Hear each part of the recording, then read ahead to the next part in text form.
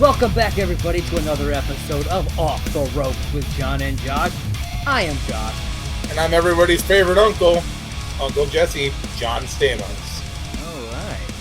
Give me some of that money, that Stamos money. Give you something a little bit better. What you got? Have mercy. I don't want your mercy. I just want your money. What? That's right, folks. It is episode number 13, and we are here to talk about a couple of pay-per-views. That's right. We got NXT TAKEOVER XXX, also known as NXT TAKEOVER 30. Yeah, I completely didn't put the two and two together on those. I got to say, I'm really amused by the fact that WWE is coming up with all these pay-per-views for NXT based on old WWE props and stuff like that. You know, you had the In Your House pay-per-view. You had Triple X, which was the WrestleMania 30 entranceway. Oh, yeah, I forgot about that. And then they did Great American Bash. They did Great American Bash. So, I mean, it's really kind of cool to see.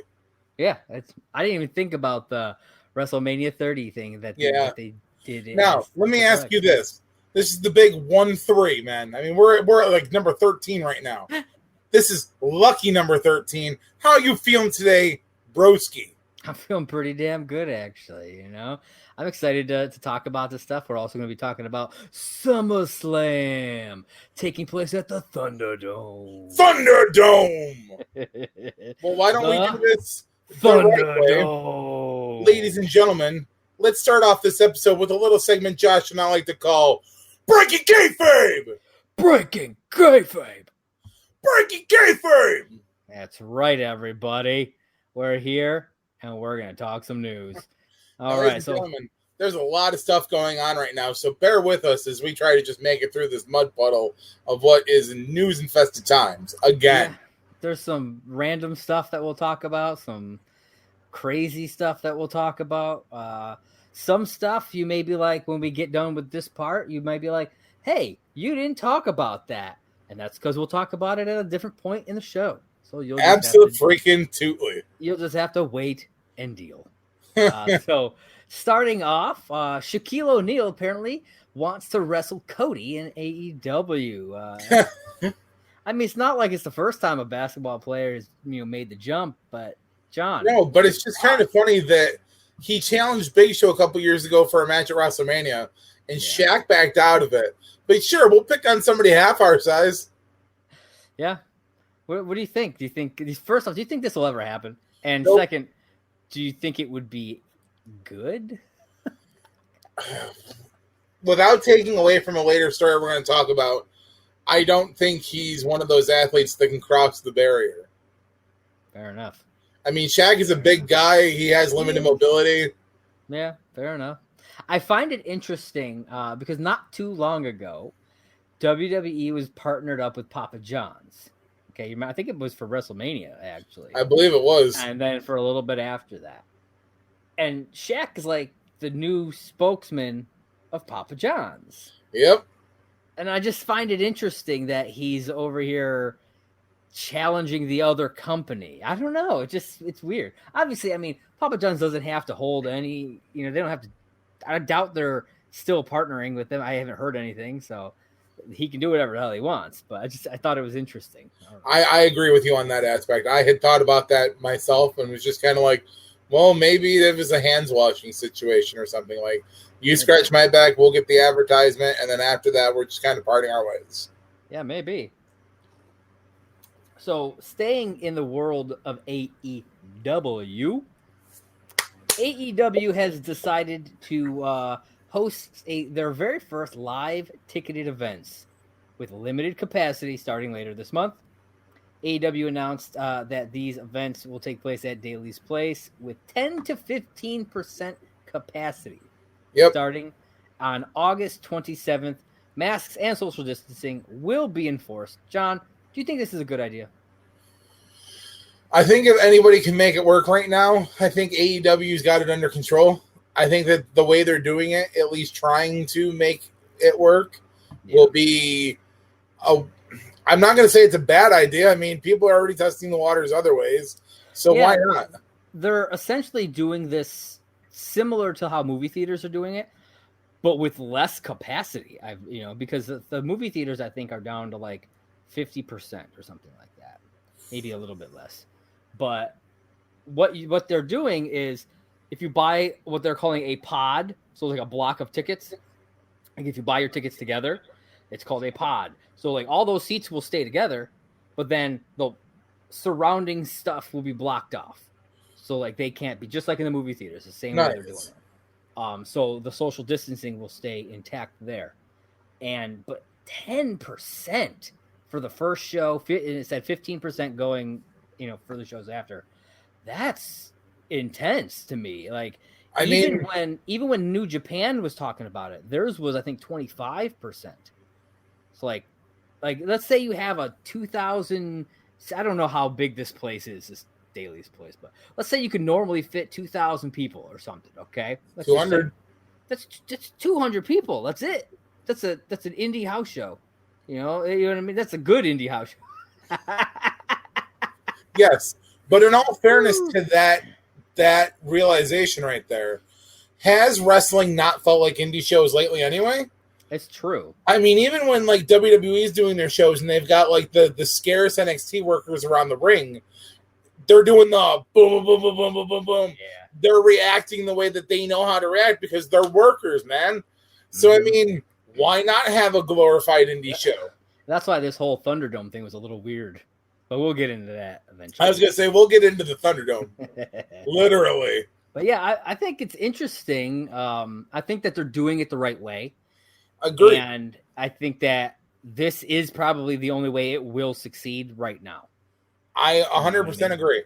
So I'm interested to see what steps WWE takes after this. Like, I'm sure they're sitting back seeing if it'll work first.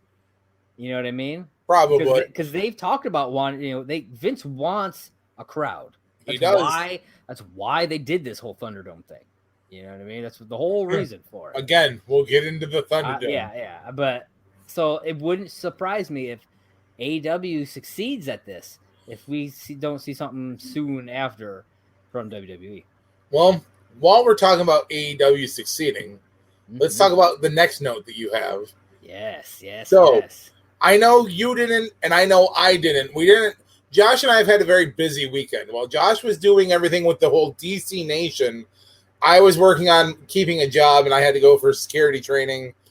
So we didn't get to watch the special AEW segment this week.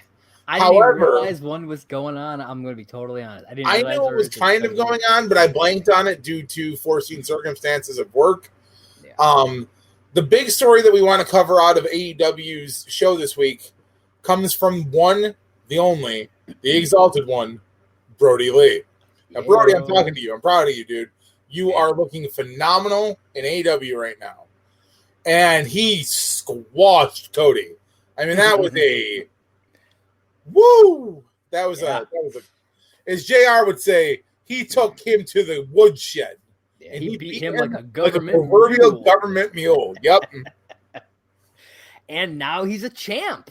He is the TNT champ. Yeah.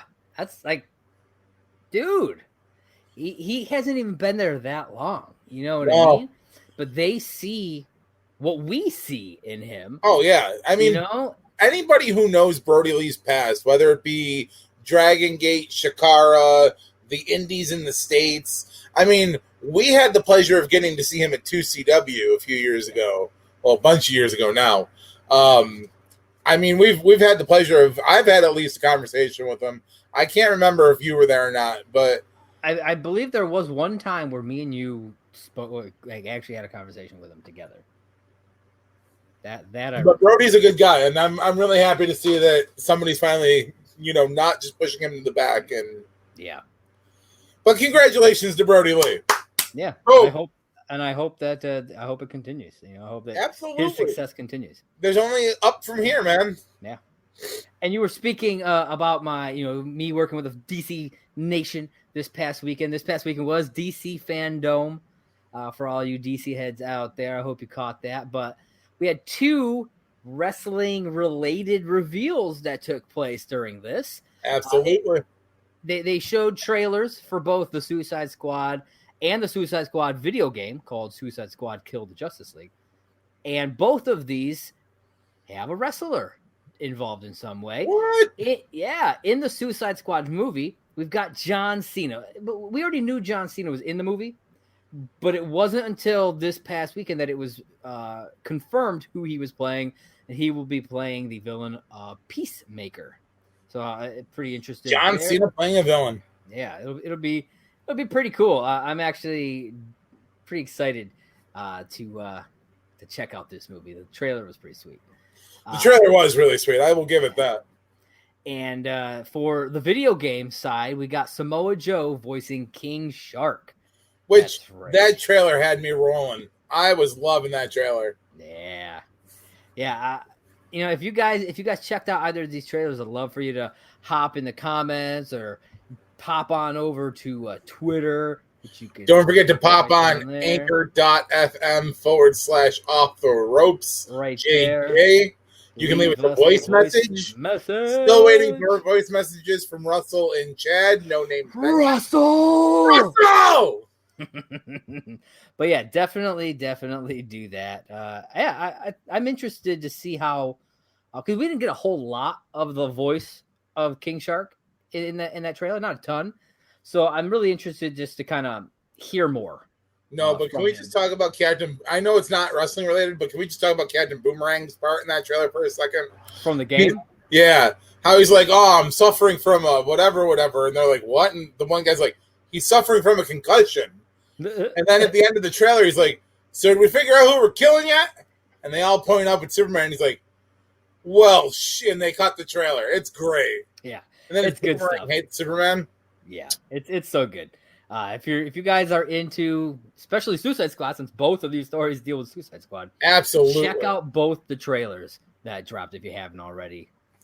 And if you want to hear more about the whole DC Fan Nation weekend, pop on over to Josh's other podcast, and I'm sure he's got a lot of coverage from this weekend. Yep, DCComicsNews.com. You'll find all the awesome stuff there. I could have swore. I can swear on this show. I can't on that side. So that was interesting. I did a live stream over the weekend for it. I was supposed to be a part of that until I ended up at work all day. I could not swear, and it was very difficult. How many times did you come close? Oh, quite a few, man. Especially during that Batman trailer. Oh man, woo! I was already like kind of wrecked from the night, man. Like live streaming for that long, sitting in a not super comfortable chair, and then that trailer. Oh man, it was fucking great. We should get you a more comfortable chair. We should. But we'll see. Let's see. Our next story: Jeff Hardy won the Intercontinental Championship on SmackDown after defeating AJ Styles. So, John, I know Jeff Hardy's one of your top guys. Let's hear it. What are you thinking? Well, it goes like this.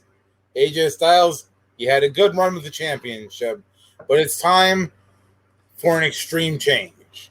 And that change is Jeff Hardy. Now, I know this isn't in your notes, but this is in my notes, and I'm going to link it to what you're talking about. Okay. I'm really proud of Jeff Hardy for winning the championship, and I think it's his time to start getting motivated, especially after the shit storyline he just had with Sheamus. Now, did you watch the match between him and AJ? I have not yet. It was a really good match. Like I didn't expect Jeff to get the win, and I'm kind of shocked that they did it there and not at SummerSlam. Yeah. I was shocked, like, because I'll be honest, I didn't realize he had won the title on SmackDown because I hadn't watched it yet.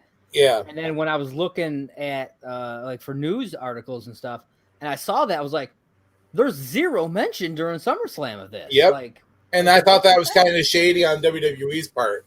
Now, it's like, I understand that title wasn't on the line, but still, it was a title change. Yep. 2 nights before. Now, Jeff's wife, Beth, took to Twitter not long after he won the championship, answering some fan questions. And she has answered a few things that fans have been asking for months. One of the big questions fans have been asking Jeff Hardy is, when is the No More Words theme coming back? Because, you know, the theme he's using right now is associated everything with the Hardy Boys. Mm-hmm. And, you know, everybody knows Jeff had a secondary theme done by, I think it's Endeavor After is how you say their name. And it's a really good. It's the and Beth said WWE has it on go at any time now. Vince wants the live crowd though before he uses the theme, which I think will tune into the Thunderdome side of things. Okay, interesting. And Beth did also say that there is at least one more big run for Jeff Hardy coming. Yeah, that's great. I love Jeff, and I love to see it when he's not being like essentially shit on. So I as being the Hardy Boys fan I am, I completely agree with you on that. Yeah. All right. So I'm gonna get into our next story, and I believe that this is our second to last. It's our penultimate story, if I'm not mistaken. And it is Sonya Deville and Mandy Rose came very close to being kidnapped and murdered recently as a stalker broke into Deville's home while they were both there. Apparently, this guy had been stalking her for months. Or actually, I think it said years, but he had been planning this for months. For like 8 months, I think. It's crazy. Yeah, and so he apparently he parked down the street.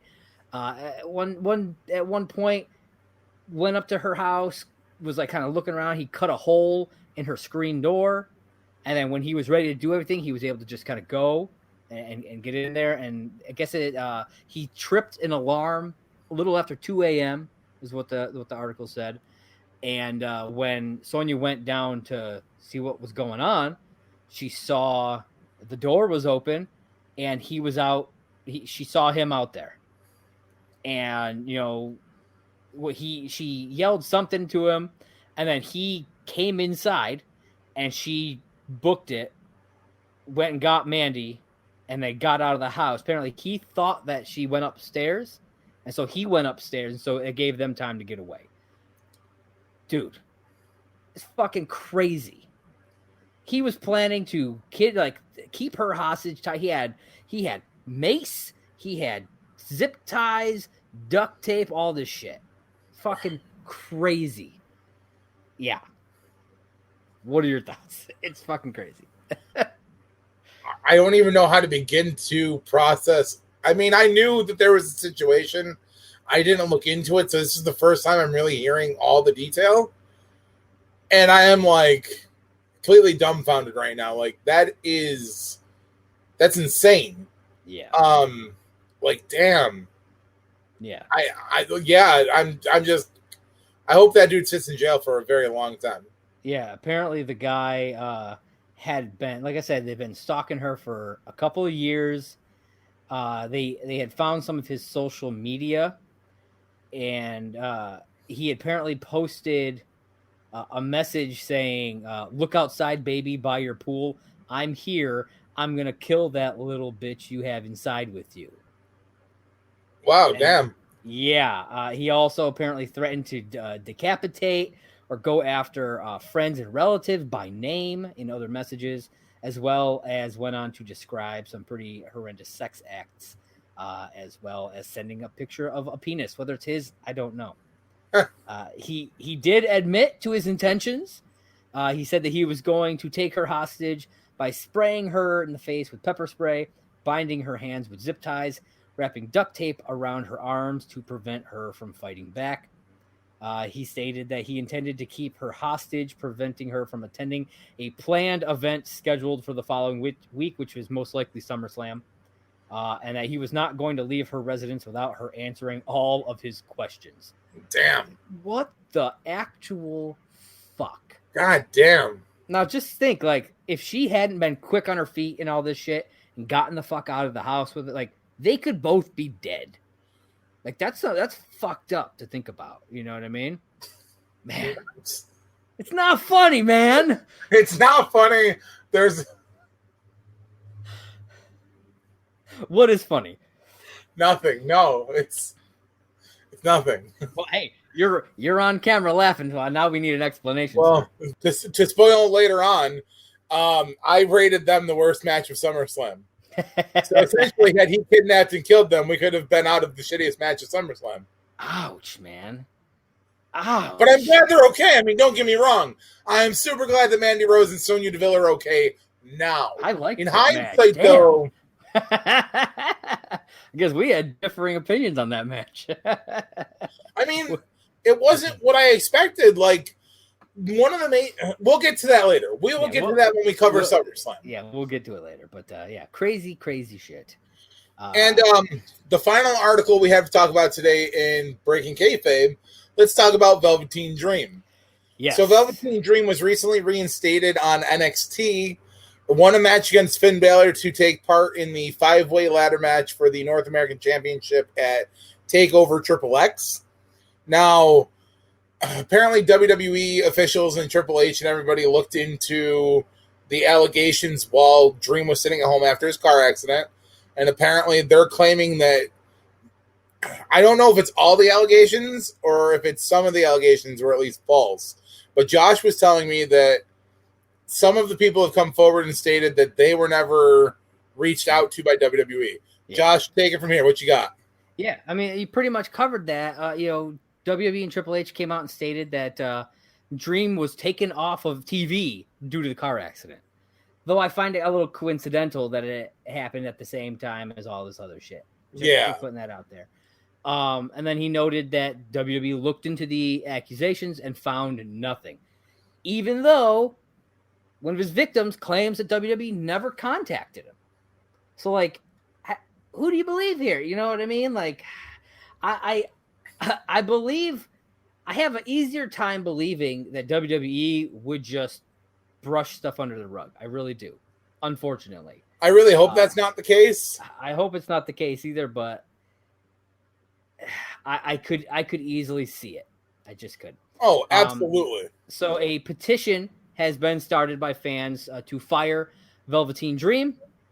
And even some WWE talent has expressed their, I mean, I don't want to say concerned because the way that both of them did it wasn't like overt, but both Nia Jax and Rhea Ripley have essentially made it clear that they're not happy with this return. On a post about it, about this whole thing happening when he got brought back, Nia Jax commented on this. I think it was an Instagram post or whatever, with a whole bunch of clown faces. Yeah, essentially saying this is a joke, that he's back. And then Rhea Ripley liked a Fire Velveteen Dream tweet. So somebody noticed that. So a lot of controversy going on there. We even saw a sign during SummerSlam, which there it is. Fire Velveteen Dream popped up in the FanDome. That wasn't all that popped up during the ThunderDome. Or what did I say? FanDome. Yes, the ThunderDome. Chris Benoit also appeared during the ThunderDome. Wait, really? See, I didn't hear about that. Yeah, Chris Benoit. I sent you the. It was like right before we started recording. I sent you this. I tagged you in it on Facebook. Apparently, somebody shared a Chris Benoit image and left it there for most of the show. Wow. Yeah. Damn. Now, I'm gonna use this topic to segue into talking about NXT 30. The only reason I'm not happy about Velveteen Dream being reinstated the way he was is because Finn Balor was on a rise to the North American Championship due to Velveteen Dream being suspended, injured, whatever. And then the moment Velveteen Dream is reinstated, Finn Balor is pushed aside. Velveteen Dream wins an opportunity at the North American title. And now Finn Balor kicks off NXT 30 against Timothy Thatcher. A match that had no preparation, a match that had no real storyline back up to it. It was just kind of like these two guys could probably put on a good match. So, ladies and gentlemen, as Josh put the picture up there, NXT TakeOver XXX. Dun, dun, dun. Yeah. Now, I mean, this first match, like you said, not a lot of preparation going into. There wasn't, but the opening package was amazing. Yes. I loved the story package that was like, this is all about NXT. They are NXT. But then we get into that opening contest with Finn Balor and Timothy Thatcher, and I was just like... And I'll say this. Like, they're both exceptionally good technical wrestlers. Absolutely. And they showed that. The problem here is, as we have said throughout pretty much our entire wrestling career, especially since we've been talking about it publicly like this, the opening match is a pace setter. Absolutely. It's there to get the crowd going and ready for what is to come. And this match was the opposite of that.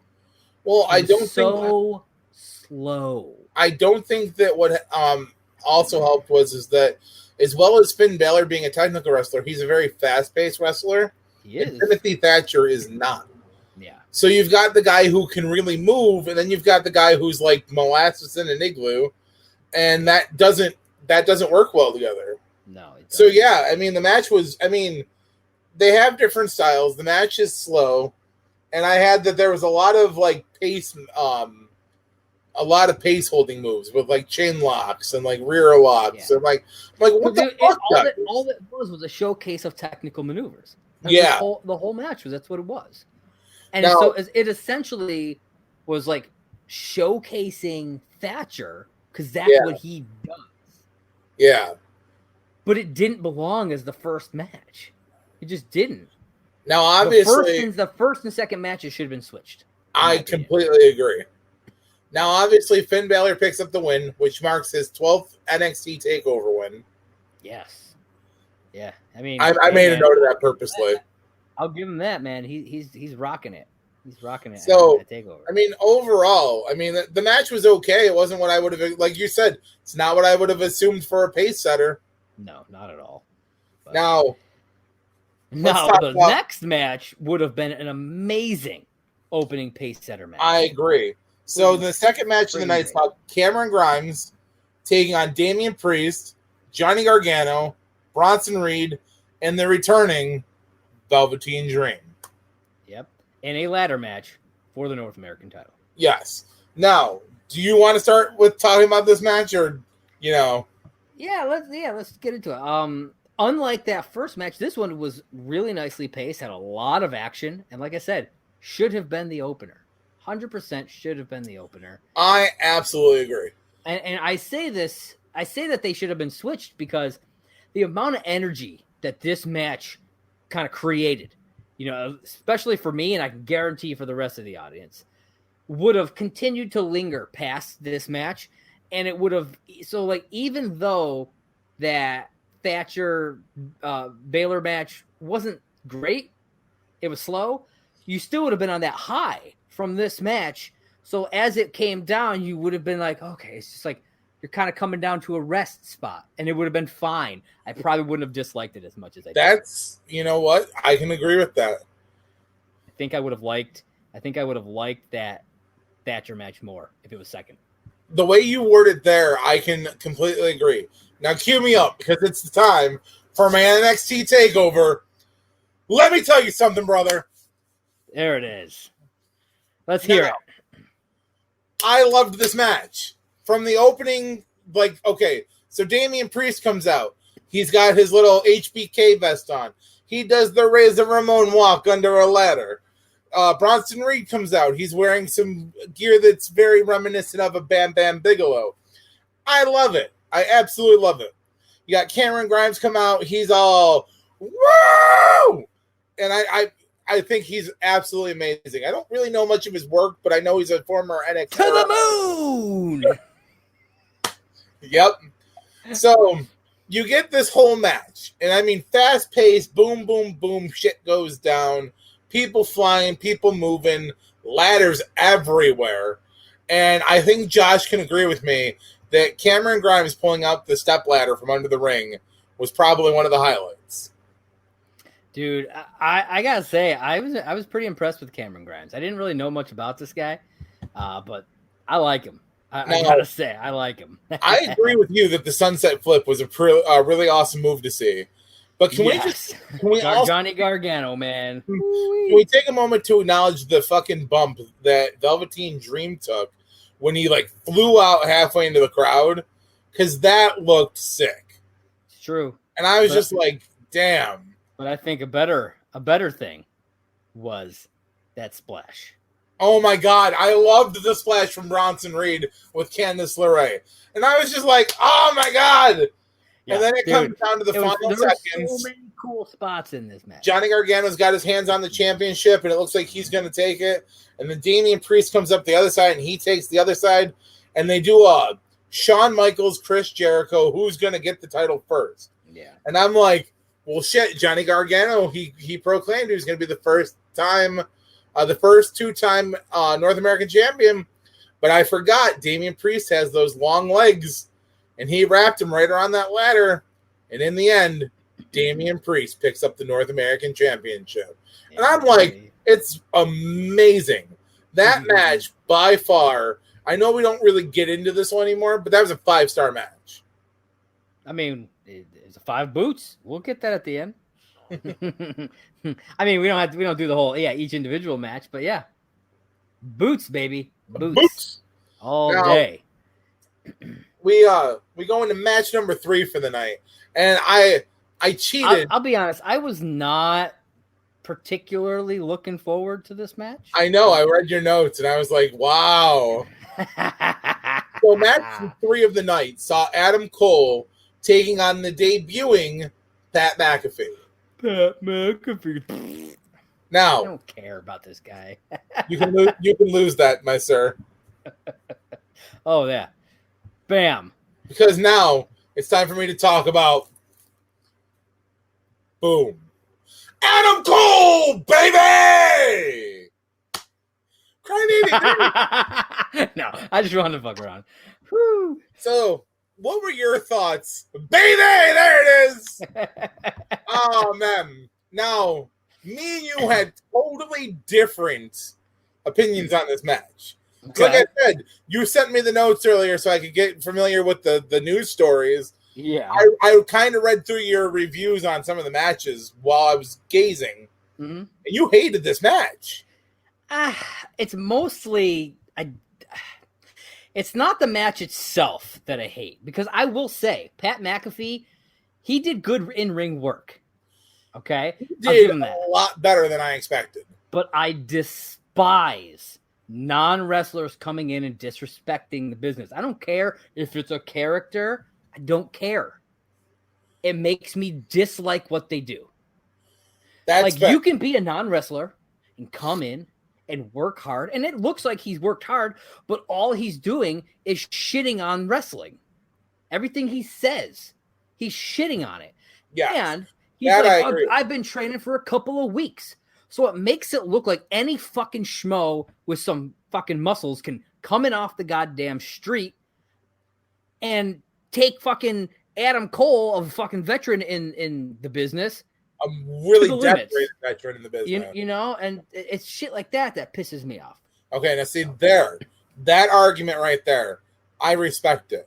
Because people who don't know the business don't realize Pat McAfee's been training for more than 2 weeks. Yeah. He's been training for probably like 6 months at this point. And like I said, he looks great.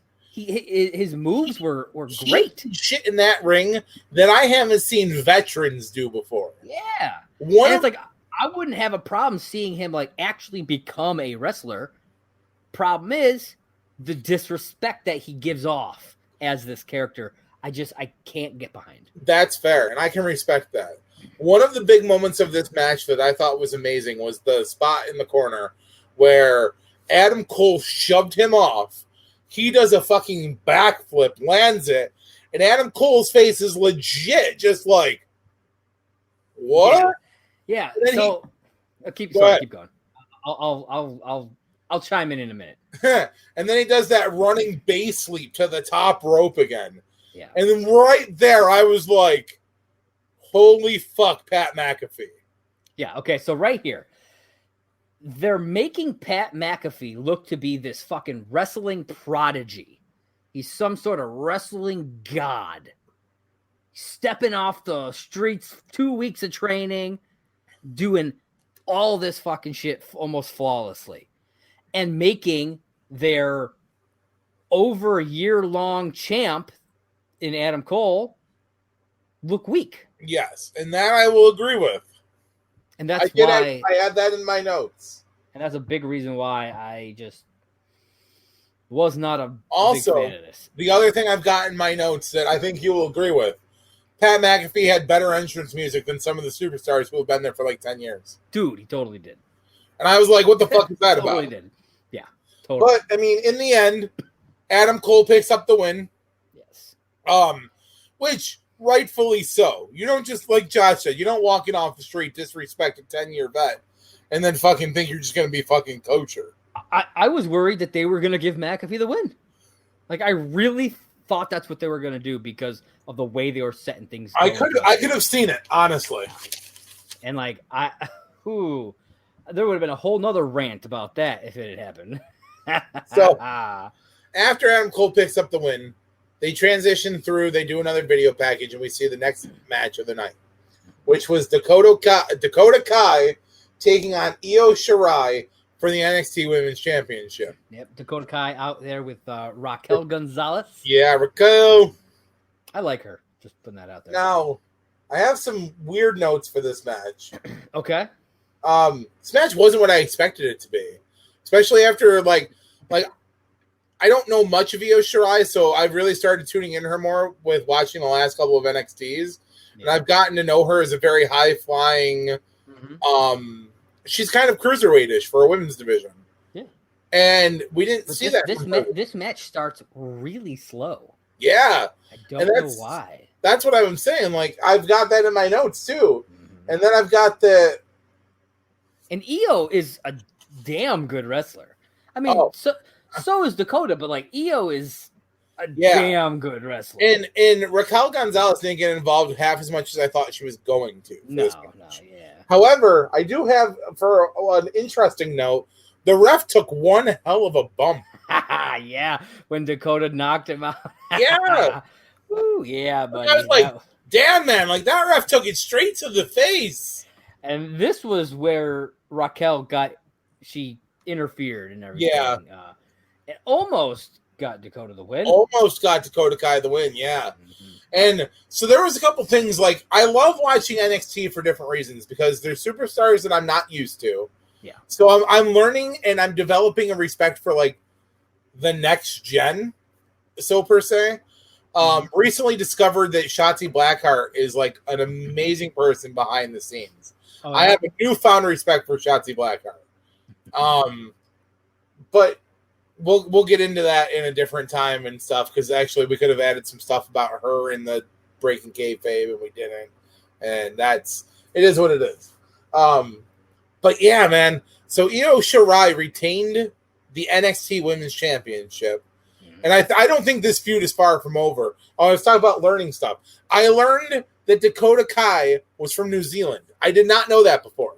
Oh, okay. She is from where the Bushwhackers are from. Oh, okay. That's cool. Hey, man. I like that. She's from Down Under. And that's the wrong set of people. No, man. You said New Zealand, right? Yeah. It's right next to Australia. It's still Down Under. Oh, fair enough then. So after the match, Raquel Gonzalez gets involved, beats up Io Shirai, and then she takes it to her, man. She takes it to her. Yeah, buddy. Rhea fucking Ripley. What? Why did you censor yourself? Say it right. Rhea fucking Ripley. That's right. Dude, she comes down and she stands pretty much eye to eye with Raquel Gonzalez. Mm-hmm. Yeah, right. Like, it's funny because when she comes out with Dakota Kai, Dakota is such a small woman. Yeah.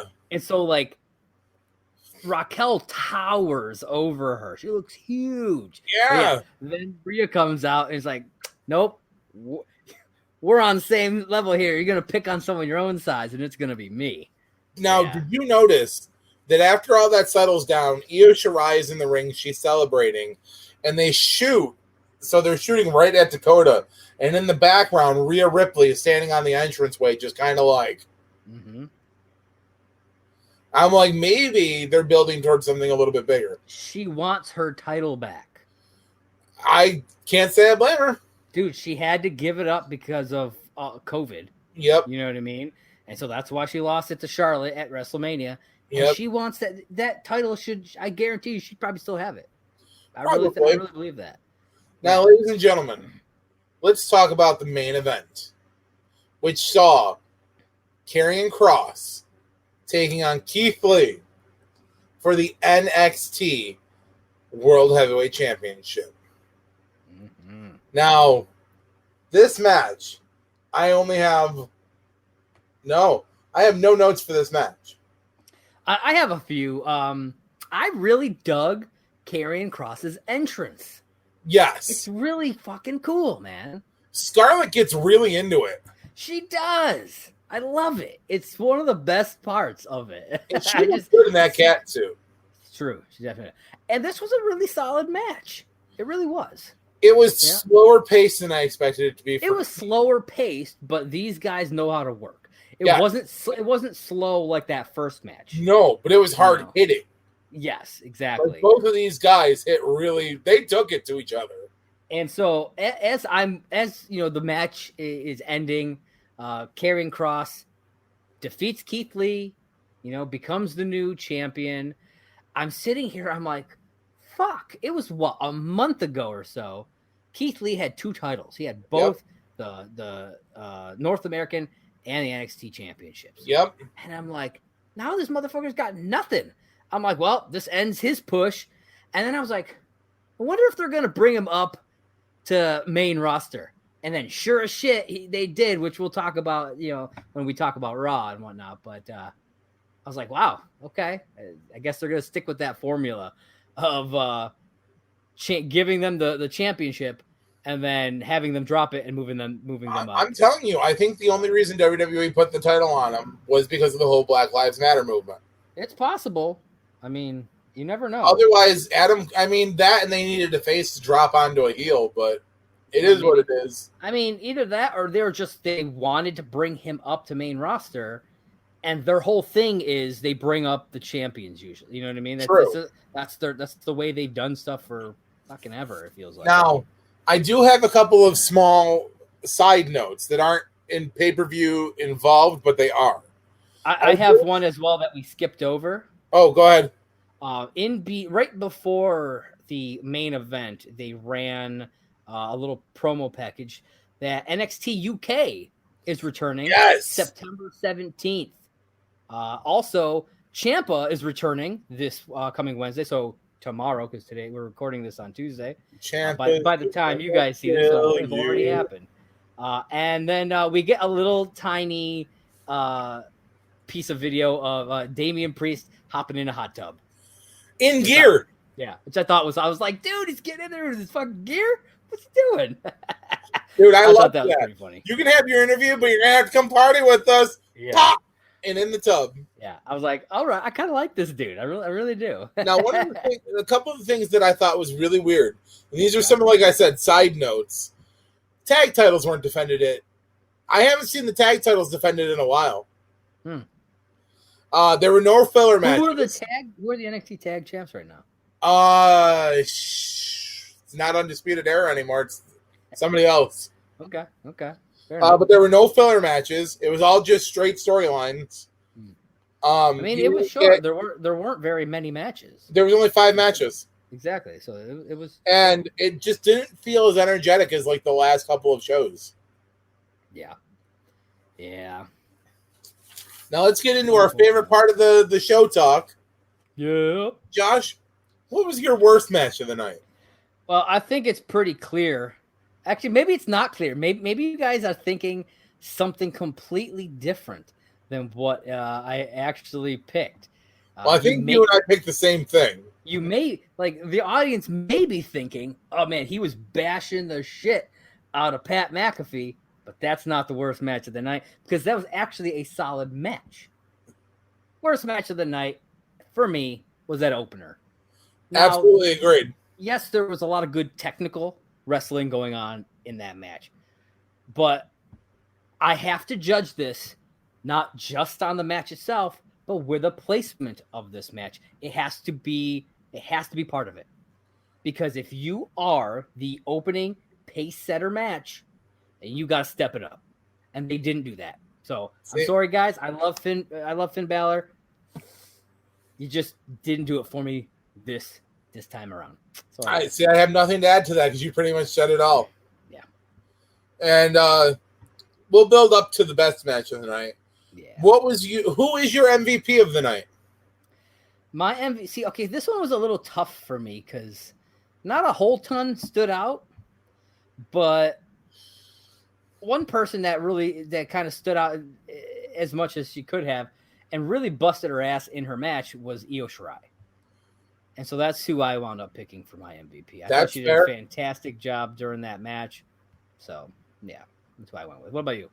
I went a little different route for a different reason. Okay. I went with the leader of the Undisputed Era, Mr. Adam Cole. Okay. Now, there was a lot. I mean, he had to put up with a motherfucker like Pat McAfee, so sure. So I'll explain it like this. I had a few reasons for choosing Adam Cole. Okay. Originally, it was going to go to one of the guys in the ladder match because that match, I mean, that was a hard-working match. The gears were all there and all turning right. But then I stopped, and when I really watched, because I watched the hype package for Adam Cole versus Pat McAfee like twice, and I realized how hard Adam Cole had to sell being pissed off against a guy who's never stepped into the ring before. And the story that was being told was Adam Cole's been called short most of his career, which probably has. He's not a tall guy. He's being put down by this guy who's never been in the business before. He's going to put on the match of his career.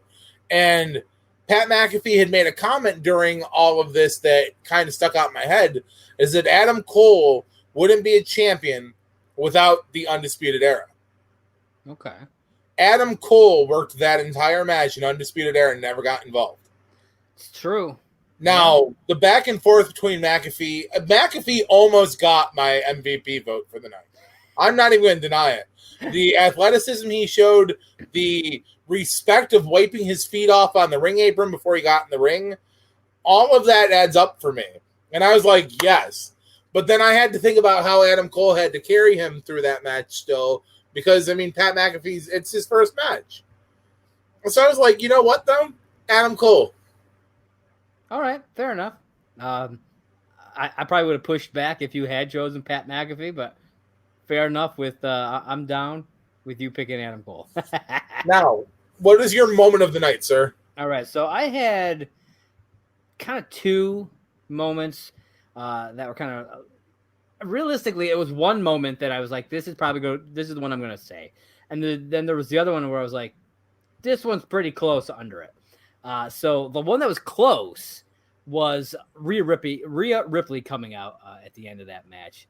Loved it. It was fantastic. Can't wait to see where they go with this.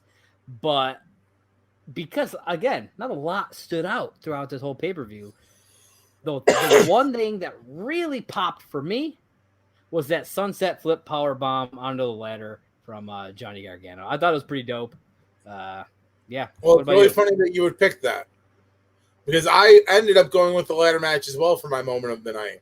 And that was Bronson Reed's big body splash onto Johnny Gargano with Candice LeRae on his back. That's a great moment too, man. Like, that's definitely it showed the strength of Bronson Reed. Mm-hmm. Johnny Gargano made it look phenomenal. He hit him, and Johnny's just like, ooh. This is probably one of the first times in a long time that I've actually liked Candice LeRae, like throughout this whole match.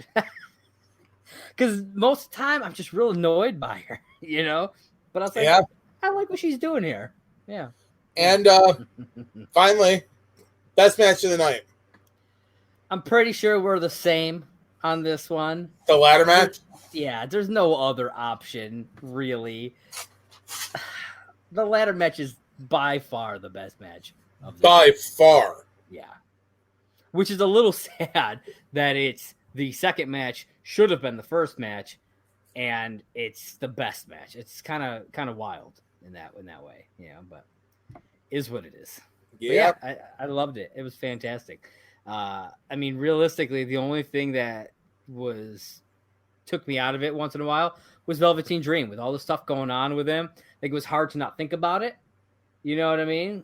Yeah. Being in this space, reading up on the news and hearing all this stuff, it's hard to not, like, every time you see him, it's something that you think about. But even with that, the match was still phenomenal. So. That match was really well done. Yeah. That whole match just told a great storyline. Yeah, it really did. Yeah, all right. And that wraps up all of NXT TakeOver 30. Yeah, buddy. And now overall, TakeOver Triple X. I mean, good pay-per-view, Josh. How would you rate it in boots, though? Well, here's the thing. It had a really, really good match. It had a few solid matches, and it had some not so great stuff. Honestly, I think I'd probably go like a 3 out of 5 here. 3 out of 5 boots here. I could agree with the overallness of the pay-per-view. I'm going to be a little bit more lenient and say that the matches were at least solid enough to give it a 3.5 boots. Okay, maybe a 4 if you really twisted my arm hard enough to make like a twisted T. Well, I mean, I'm not twisting you, so I guess 3.5 is where it stays. 3.5 sounds good. All now, right. Let's talk about the big party of the summer, ladies and gentlemen. Let's talk about WWE's SummerSlam. SummerSlam. And with that SummerSlam came the ThunderDome. Now, Josh, why don't you tell everybody what the ThunderDome actually is? Okay, so essentially what it is, it's this virtual space for people, for fans to come in and essentially be like they're there. You know, so they have a bunch of. I'm not honestly sure how they did it. To be honest, I don't know if they have a bunch of screens in the crowd or if it's some sort of green screen. I don't. Yeah, no, there are big screens in the crowd. Okay, so and so you can sign into this thing. Apparently, it's free. I thought you had to pay for it originally, and your face is right there. It's like It's like from your camera. It's like what you're looking at us right now would be in the crowd. Making it filling out that entire audience. It was pretty interesting. I will say though, it was distracting at first. It is distracting, and obviously there have been a few people who have taken advantage of the ThunderDome now. Yeah, we'll get to some of those when we talk about Raw, because there were 3 instances on Raw. Only one that I know of during SummerSlam, but 3 during. As far as I'm aware, only one during SummerSlam. Yes. Yeah. So let's talk about the kickoff show, Josh. Yes. Now, okay. I was actually a good boy and watched the kickoff show this time. Oh my God, it's a miracle. Look, I'm going to say it like this. For anybody who watches and listens to what we talk about, I have no problem watching the kickoff show. My major issue is that I watch the kickoff show, I watch all the hype packages, they give you the one match, and then as you're watching the actual pay-per-view, you're forced to subjectively watch the goddamn hype packages all over again. Well, you just didn't watch them 45 fucking minutes ago. I don't need to see the same hype package twice. Either do entire panel talk about what's going to happen on SummerSlam and give me one match. Don't give me the goddamn hype packages, or give me the hype packages then and do more shit on the actual pay-per-view. One way or the other. I actually would love more panel talk. I would love a lot more panel talk. Yeah, just having them really dive into the storylines, what's been going on, and their actual thoughts and stuff. I love that personally. I mean, not to mention you could be like, yes, this was like SummerSlam, whatever. This is marking Dominic's first time in a ring in the WWE. But mind you, 15 years ago, Dominic was on the line when Eddie Guerrero took on Rey Mysterio in a ladder match for the custody of Dominic Mysterio. Mm-hmm. And you can still tie what you're talking into the pay-per-view today. Yeah. You could be like, wow, the main event tonight will see Braun Strowman taking on the Fiend Bray Wyatt with the Universal Championship on the line. And let's talk about SummerSlam 1992 when Bret Hart took on the British Bulldog for the Intercontinental Championship. That was a fight for the ages. And I feel like we'll see that tonight. You know what, man? You need to be on a panel now. I mean, that's why you're on this show. Maybe one of these days we'll go live before pay-per-view and we'll do our own panel talk during the pre-show. That'd be kind of neat, to be totally honest with you. I got you, bro. An off the ropes kickoff show. An off the ropes kickoff show. Ladies and gentlemen, if you want to see an off the ropes kickoff show, why don't you go to anchor.fm/off the ropes JJ. Leave us a voice message. Let us know what you think. And if you're not using Anchor or anything like that, hop over onto Twitter. And it's the same thing. Off the ropes. JJ. I mean, come on, people. Start letting us know what the hell you want to see. I know you people are listening. Russell. All right. And Chad. That's his name. Okay. Right? So during the pre-show, we had one match, and it was Apollo Crews taking on MVP for the United States Championship again. Yeah. Now, your thoughts? I mean, it was okay. I'll be honest. As we're going through, as I was watching SummerSlam, I was going back. I was like, wait a minute. Who won that match? I'll be honest. I kind of forgot because the match was kind of forgettable. Yeah. I mean, there wasn't really anything to that. I mean, Crews looked good. He was doing some good work, but just the match in general just didn't do much for me. It just, I don't know why. And maybe that's why they decided to put it on the pre-show. I have two big notes for this match, and it's not even about the match itself. Apollo Crews was introduced first over MVP. Yeah. Apollo Crews is the champion. Why is he coming out first? I hate when they do that. They're like, "Oh, MVP's like the bigger star." Yeah. And then my number two note, disrespectful. Absolutely. My number two note is they did the title graphic before the match. And it was the old United States Championship, not the current one. I didn't even catch that. Wow. Go back and check that out. It was kind of funny because it's the 02 to the recent whatever. Huh. Interesting. All right. I didn't really have much of notes for this match. I had Crews look great, which I already said, and the ThunderDome thing is really distracting. That's literally all.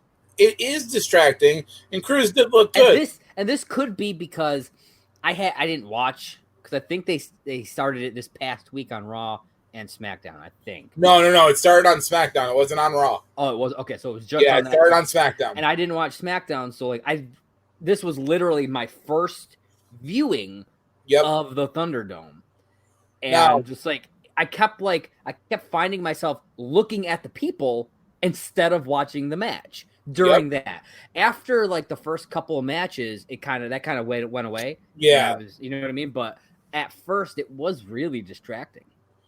Well, like I said, Apollo Crews picks up the win, retains his United States Championship, and right afterwards, here comes the Hurt Business down to the ring to try and attack him. And I don't know if you noticed this, Shelton Benjamin tripped and stumbled as he went to attack him, and Apollo Crews almost got attacked. Yeah. It was kind of funny. Yeah. Shit happens. So then pre-show's over. Well, there was stuff about the actual kickoff show that I wanted to absolutely. I didn't know you had more notes. Yeah, not about the match and stuff.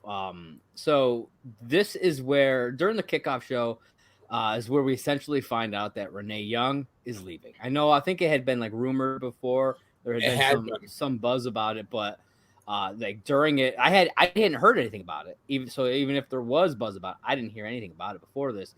And she's at the desk and she's there with Charlie Caruso. And I was like, this is kind of weird, having both of them there. And then she says, she's doing her last hurrah. And I'm like, is she fucking leaving?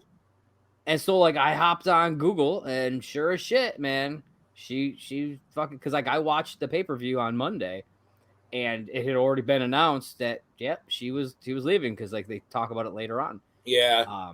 And then speaking of Charlie Caruso, this entire obviously she's taking over that kind of spot on the panel for Renee, but almost the entire fucking show, they're essentially making Charlie out to be like a joke. And it really kind of aggravated me. They're like, "Oh, nobody likes you, Charlie. This, that, and the other." I'm like, "What? Yep. What the fuck are they doing? I don't understand." It was also referenced backstage a couple times during promos. Yeah, exactly. There was one point where all night they did this. I don't know. I don't remember who it was, but someone was like, "Oh, well, we were waiting for Charlie Caruso. I guess you'll do." Yeah. I'm like, "What the fuck is that?" Yeah, they did that with that blonde girl. That I don't know what her name is, but yeah.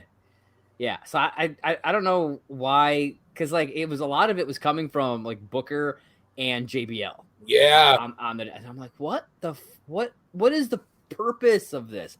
I don't understand the purpose of it. And then at one point, the last thing about the pre-show, there was one point Shayna Baszler came out. Yeah, which I thought was very claimed. Yeah, and she proclaimed that it didn't matter what happened tonight with the Raw Women's title because she was next in line. Yep. Yeah, I was like, okay, sure, whatever you say. And like they tried to make it out like again with the whole Charlie Caruso thing. They were like, "See, no one likes you, Charlie." Yeah. I was like, that interaction didn't say anything to do with that. Like, no, she just came out to proclaim a point. Like, yeah, I don't know. It kind of bothered me, so I just wanted. Her eye makeup bothered me. Really? I was like, is she? Oh, wait, Shayna's? Yeah. Oh, okay. Yeah. No, yeah. It usually does. It's always. I feel like it's always like that. I feel like it always bothers me too. So yes, now we are going to get into the main show. Well, it's the main show. True. And we're going to start off with the SmackDown Women's Championship match. I was actually shocked that this one was first. But the way the storyline played out, like throughout the two matches, it made sense after. Yes. Yeah. So we start off with Bayley versus Asuka for the SmackDown Women's Championship. John, I'm going to let you start off with this one. What were your thoughts on this match? Okay, well, I wasn't ready for Asuka in this match. I'm not going to lie. I knew the storyline going into this match was that Asuka was on this roll. She had won a battle royal plus the rights to challenge for the both titles.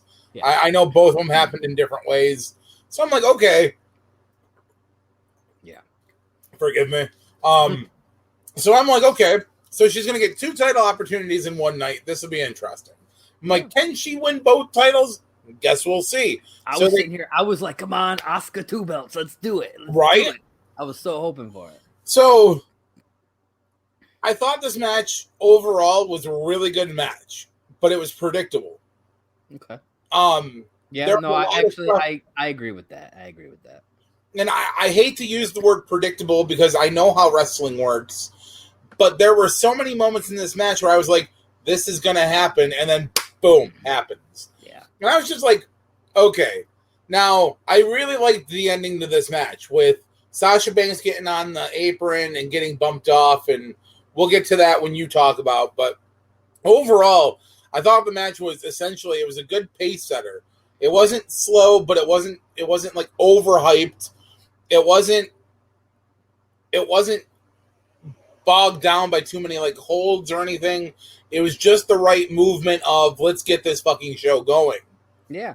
I mean, Asuka is one of my faves. I know she is. She's such a talented wrestler, and so the chance to get to see her twice in a night, hell's yeah, I'm down for that. And so that's the thing that made me excited for this match was that.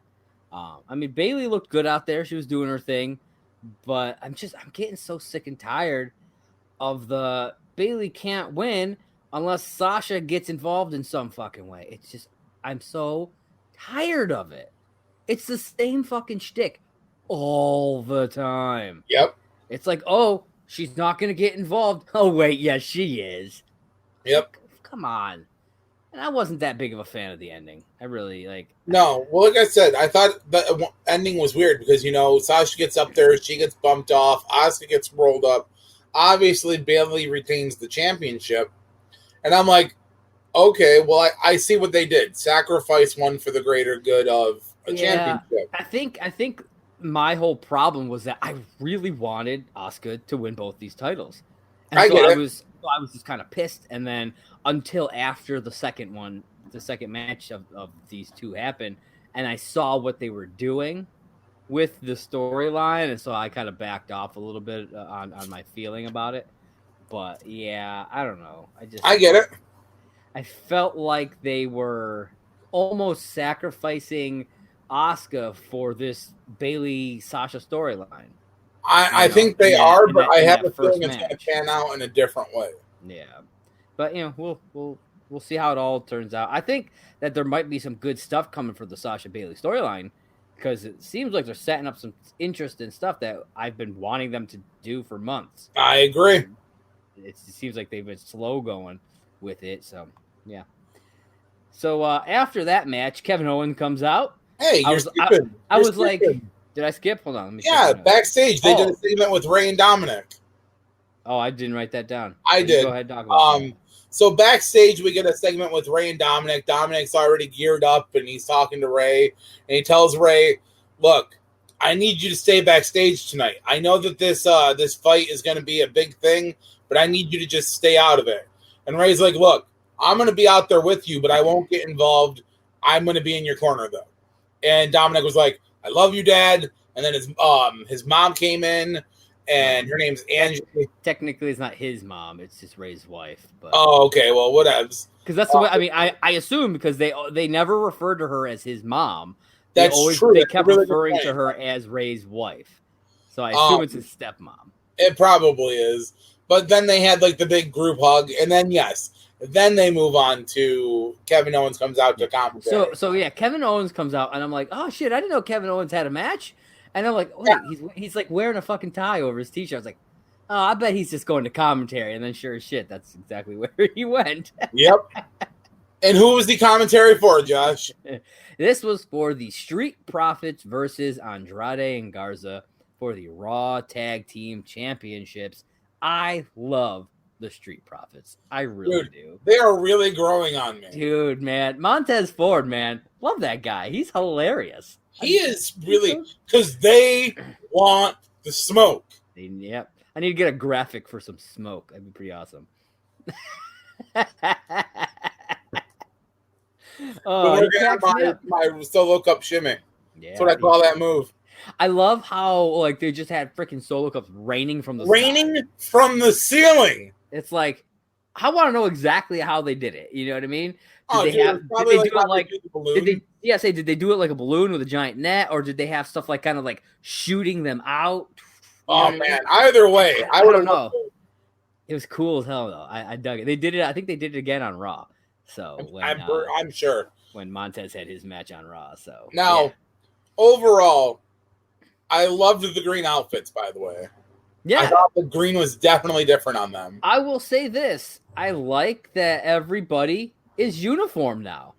Both teams were because there was a while there where Andrade and Garza were not, and we've talked about it on here before. How we're like they need to be uniform. Yep. And now I was like, nice, okay. I don't know when it happened. I still don't like the Garza's doing the rip off pants thing, but I'll get past that. Yeah, whatever. Now, one of my other notes here, Zelina Vega.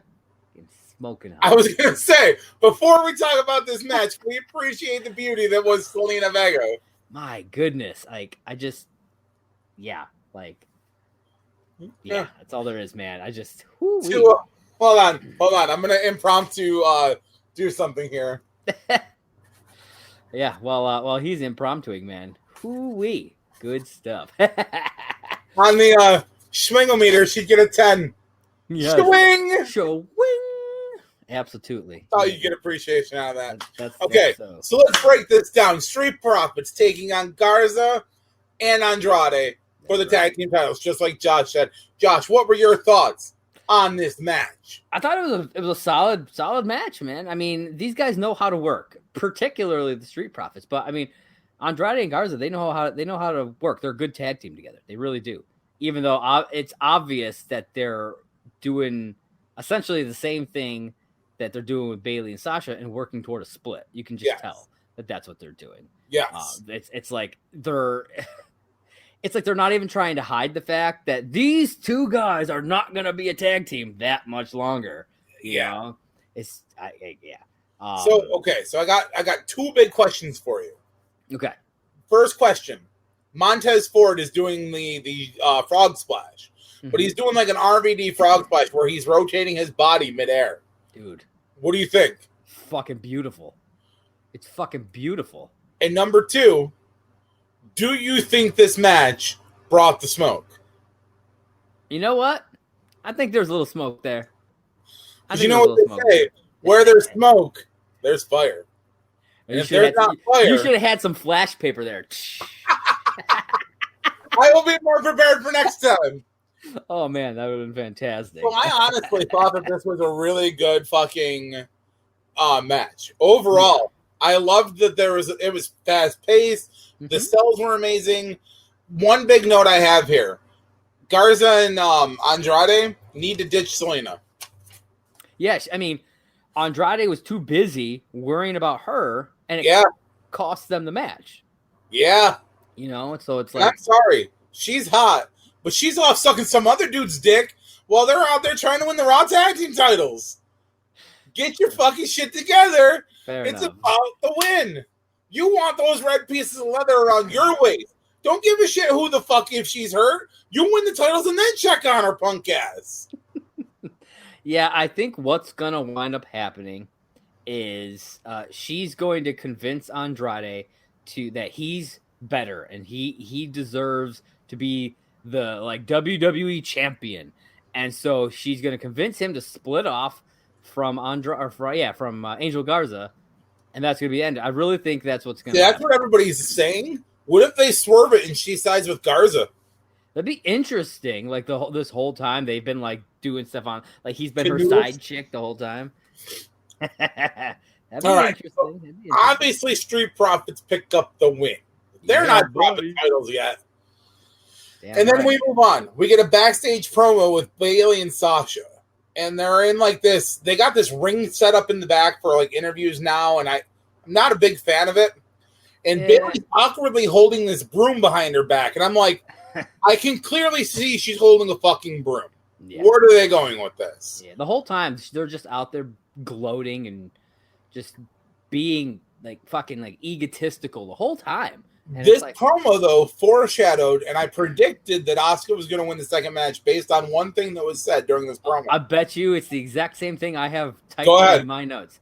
If Bayley can beat Asuka, I can definitely beat her. Yes. Mm-hmm. Yes. She was like, well, if you can beat her, I can beat her. And I'm like, well, damn. No, I was she specifically said, definitely. Yes. I can.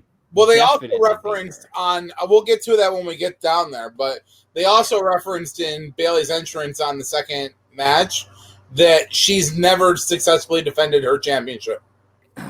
So, yeah. So then even after all that shit goes down, and I predicted how that was going to play out, freaking Bayley pulls out her stupid broom, and she's like, it's a clean sweep! And I was like, that was stupid. That was really dumb. And then after that promo goes away and all that's said and done, we get a commercial for new WWE ice cream bars. And I made a note of this for a specific reason. You're going to check it at the store? Fuck no. How pissed off do you think CM Punk is right now? They've got former WWE talent on these ice cream bars. Bet you Punk doesn't have one, though. Fair enough. I am still going to check out and see if I can find them at the store. Oh, I don't doubt that they'll be there. They look like the most basic thing. It's like a yellow, a vanilla cookie with vanilla ice cream. It's literally the most basic fucking thing. I'm just gonna say, if an ice cream cookie ever described the WWE, it'd be all vanilla. All right. So the next match of the night saw Sonya Deville taking on Mandy Rose in a loser leaves WWE no disqualification match. Apparently, this was originally supposed to be a hair versus hair match. Yeah, but then I don't know what happened off screen and so it was probably traumatic. It was probably a haircut to cover over her traumatic experience from the weekend. I have a feeling that Sonya Deville wanted to take some time away because of everything.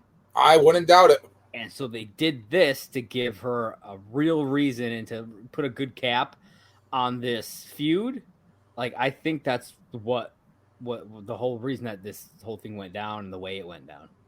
So I have no positivity on my notes for this match. You didn't like this match? I thought this was a damn good match. I didn't like the match. I thought once the action really got going, I thought things went smooth. My major issues is that Mandy tried out a new outfit and had to keep adjusting it. Okay. And I'm like, I hate it when people always are adjusting their gear. Always. And there were points where it was interfering with both of them because Sonya started trying to adjust her pants. Mandy kept pulling her shorts down. I get it. I'll be honest, I didn't even notice any of that. So I always catch that stuff, though. It's the stuff I know you do. Too. Yeah, you've always said something. And this one made me laugh. It didn't take away from the match. This one made me laugh. Mandy had one hell of a time setting up that table. Oh, that was kind of funny. She could not get that. She couldn't get the wood up. I'm pretty sure commentary even made some sort of comment about it. I feel like I remember hearing them say something about it. I wouldn't doubt about it. Yeah. But I really thought overall, I thought that the match, once the match really got moving more, I thought the action between the two of them was actually really well done. Yeah. Once Mandy stopped caring about her gear. I thought, to me, it seemed like it started off nice and fast. I thought they kept a good pace going. And I felt like they used the no DQ to its fullest advantage. I really did. Way more than they did in the main event. Yeah, I thought it was great. I really enjoyed it. Yeah, I mean, I'm surprised at how different we feel about this match. I really didn't think that this was going to be one that you didn't like. Like I said, it's not so much that I didn't like it. I got taken away. Like, I always get taken away when people have, like, gear problems. Because I'm like, you should have gotten an outfit and tested it out beforehand to make sure you're not going to have to keep pulling shit out of your ass and your crotch. Like, yeah, I guess. It happens. I was shocked at the ending, though. I really thought Sonya Deville was going to be the one to win this match. Really? So Mandy Rose picking up the win shocked me. And then I loved the after-party celebration where Otis comes out, and I have this note down here. I completely forgot that Otis still had the Money in the Bank briefcase and hadn't cashed in yet. Yeah, we talked a little bit about that, and it was the same with me. I was like, oh, shit. He does still have it. He does. I don't know when he's going to cash this thing in, but, I mean... Who knows? He has a year from the time he won it.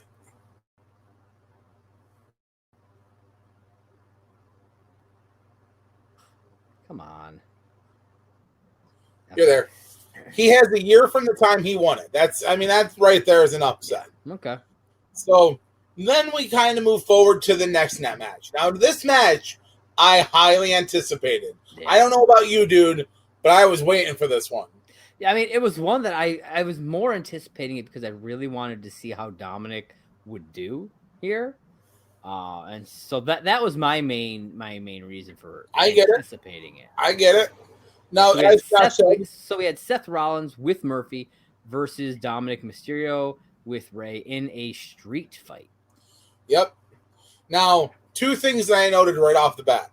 Okay. Dominic's using a variation of Ray's theme music, and I thought that was really cool. Yeah.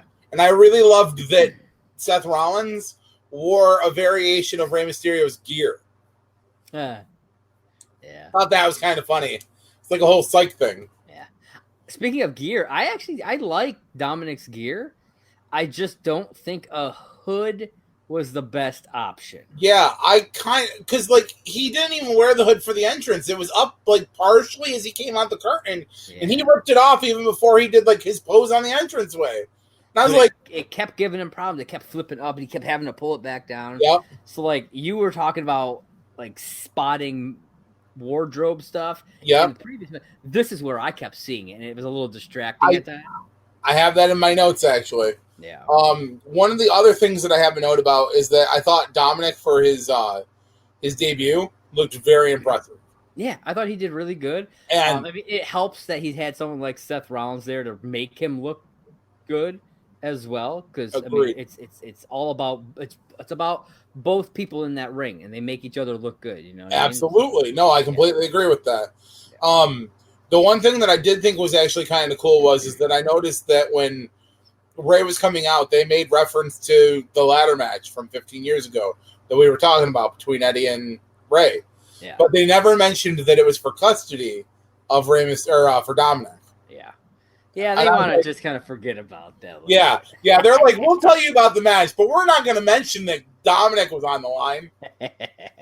Yeah. But however, Rollins kept bringing it up during the match. Yeah. Where's your Poppy? Where's Eddie? And I'm like, oh. Yeah. I hope he had a talk with Ray and them about that. You know, to be like, yo, I'm going to do this. Sure I'm going to say some stuff here. Don't punch me in the face.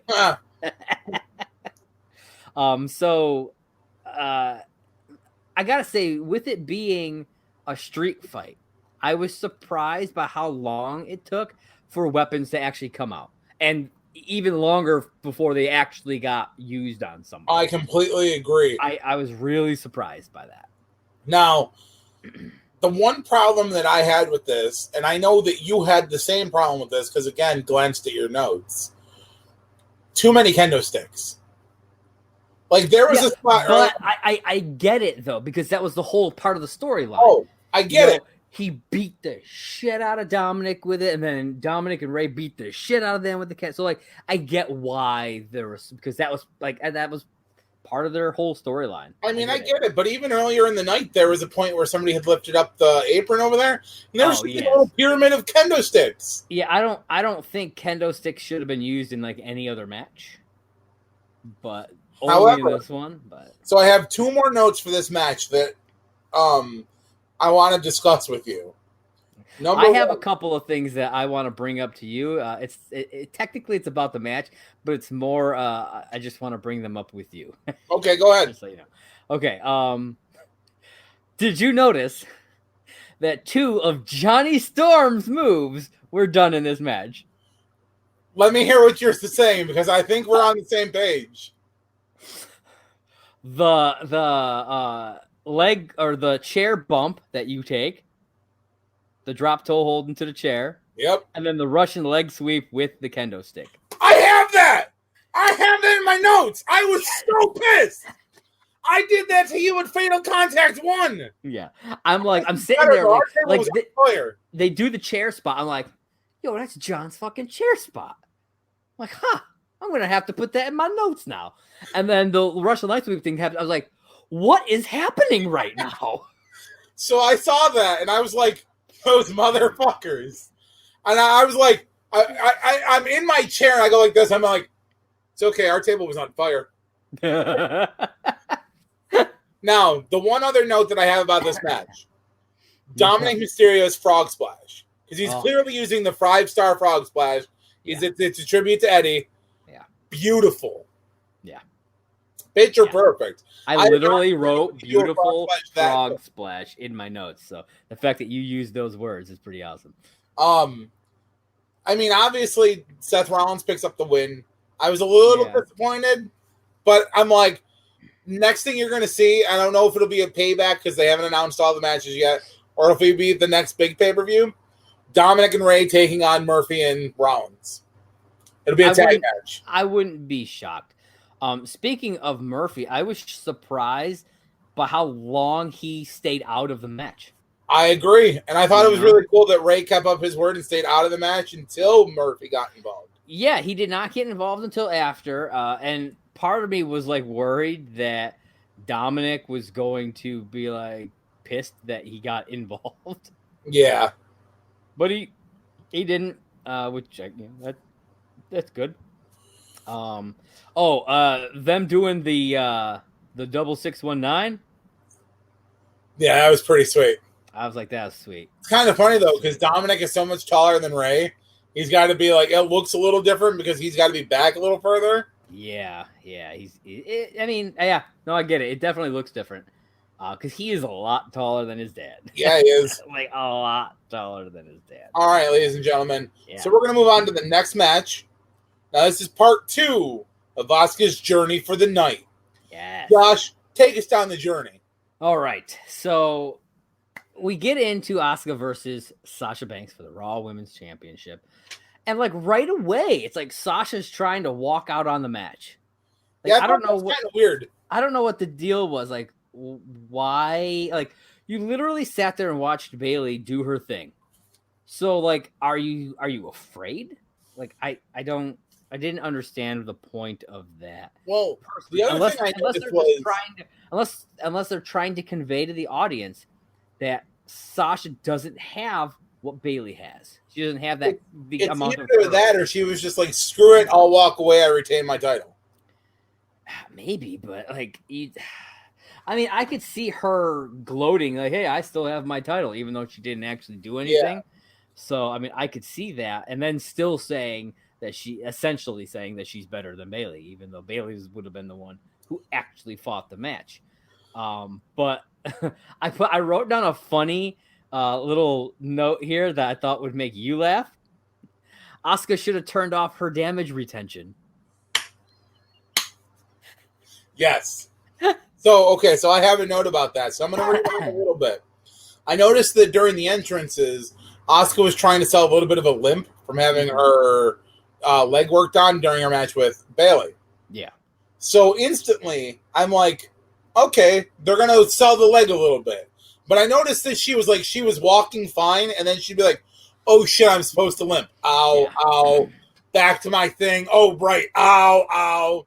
And I was like, okay. Sometimes it's hard to keep up, a fake injury. Yeah, not everybody can have their leg drop kicked out in the middle of a match. So then I thought to myself, I was like, okay, instantly this match went longer than it should have. Because of the whole damage earlier, the match went longer than it should have. Not in a bad way. From entrance to ending, it was about 15 minutes. Yeah. Because it should have been about 10. Because I know, only reason I even know this is because after the match ended, I was like, oh shit, I forgot to look for that sign that popped up during Sasha's entrance.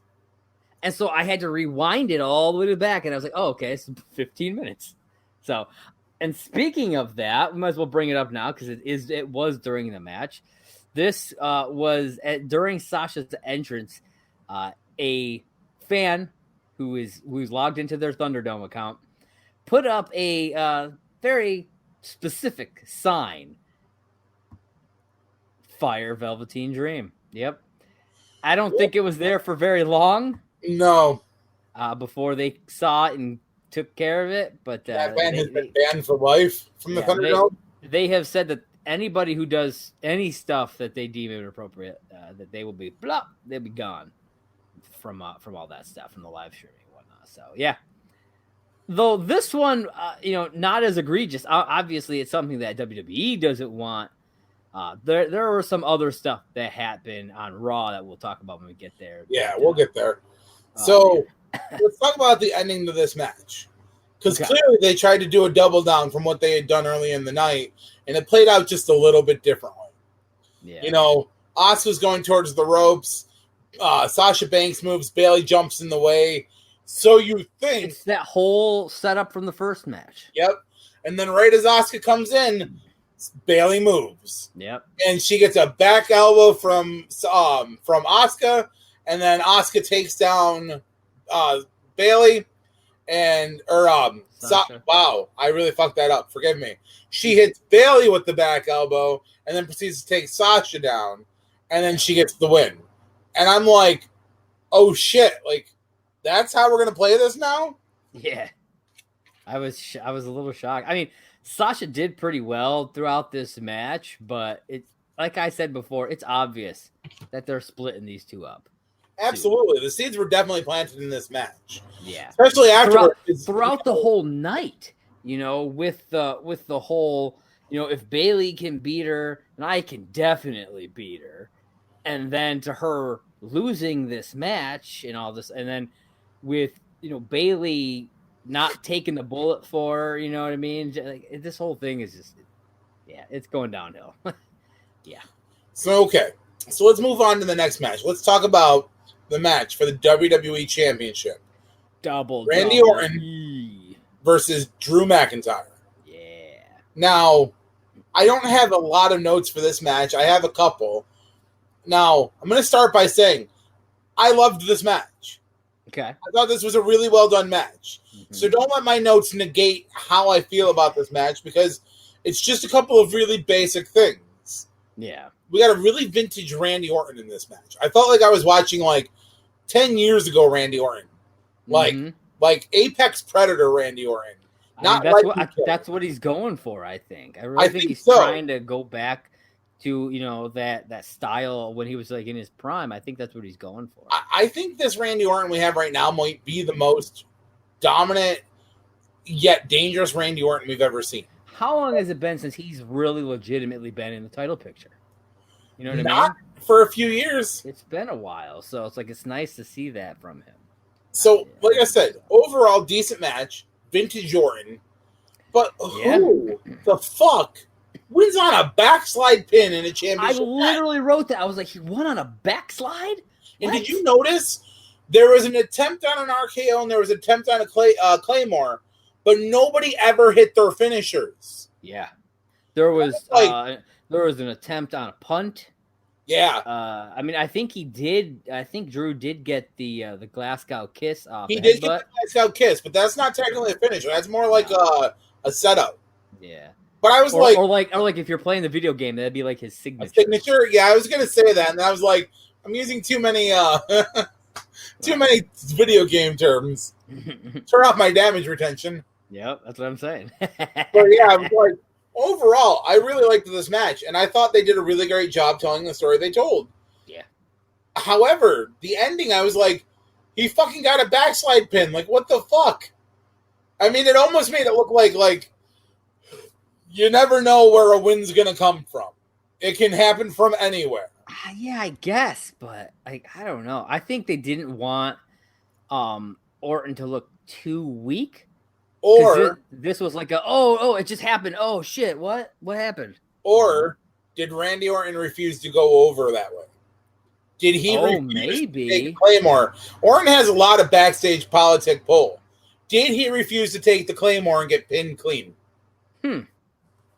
That's an interesting thought. I hadn't crossed my mind, but I'll be honest, I could see that being the case. I really could. I hate to think that Randy Orton would pull that, but just the way that ending happened, where like there wasn't even, it was just a quick hook, boom, ref is 1, 2, 3, and I'm like, I figured it was going to be kick out at 2. He's going to get up, hit him with like one of them was going to hit the other with whatever their finisher was going to be, and that was going to be the end of it. That's fair. I didn't expect it to end there.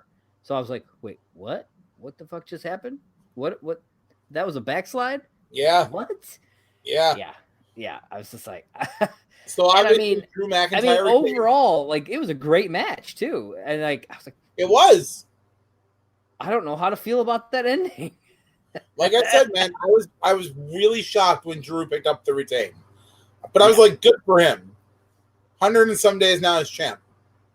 Yeah, he's doing now, great. Ladies and gentlemen, the moment you've all been waiting for, the main event of 2020 SummerSlam.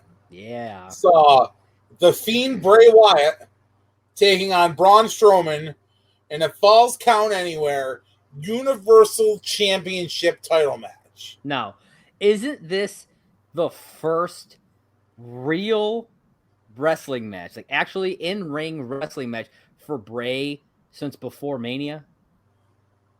I think so, technically, yes. Because has he done stuff on, I don't watch a lot of Raw and SmackDown. So I don't know if he's been wrestling on Raw and SmackDown. I don't believe so, but I believe this is his first actual match. Because the last few pay-per-view matches that he's had, he's had 2. Yeah, and they've been cinematic. Yeah, it's been the fucking Funhouse match and the Swamp match. Speaking of no cinematic matches.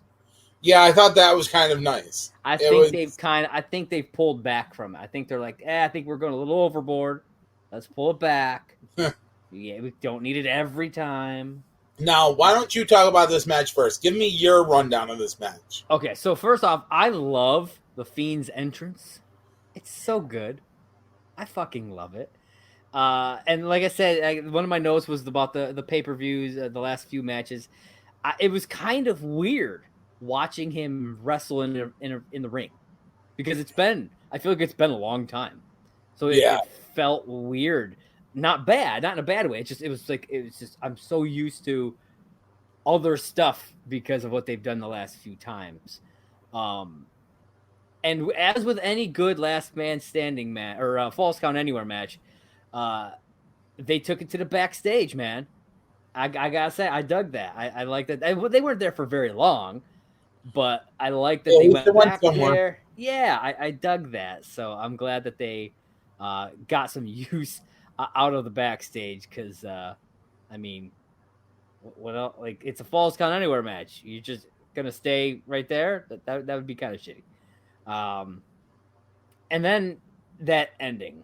Well, yeah, the ending of the actual match. We're not getting to what happens after that. When Braun cuts the ring up, I was like, what is he gonna do with that fucking box cutter? And then he just starts slashing up the fucking the fucking ring, and I'm just like, what are you doing, man? Stop! Yeah. Like that kind of hurt my soul a little bit. Like, stop destroying the ring, man. I've had to put together too many of those and lay out too many of those mats to have you over here just cutting them shits up like willy-nilly. So, what about you? All right, cue me, bro. There was some really good stuff like that fucking the table spot and everything. They have the commentary table spot that happened. So much good stuff that went down. So cue me, because here it comes. Ooh, My SummerSlam. Second one of the night. Let me tell you something, brother. I loved this match. I can't get enough of the whole Bray Wyatt Fiend gimmick. And this match with Braun Strowman really showed everybody that the two of them were willing to do whatever it took to get the win. Both of them were out to get the win, okay? And like Josh said, there was a lot of hard-hitting action. I loved that they went for the commentary table spot, and Bray just kind of like bounced and it bent the table. It didn't even break. And the commentary's like, yeah, about that. And you can tell that table was supposed to go. Now, they started cutting up the ring, and the first thing that came to my mind was, is he going to use that box cutter and cut Bray's mask off? Because that would have been interesting. I was thinking either mask or like cut his hair. I thought about the hair too. Yeah, those were my thoughts, my first instant thoughts when he pulled out that box cutter. So this match is going down, and the whole time I kept thinking to myself, I kept thinking about what happened on SmackDown. And I'm like, Retribution is going to come out and interfere in this match somehow. And this is just going to get like to be a shit show. And how is it going to play out? Yeah. And so I'll go back to Braun gets the box cutter, gets up in the ring, and like Josh said, he starts cutting the canvas and the mats, and he's pulling the 2x4s open. Yeah, and I'm like, he's exposing the wood. Yeah.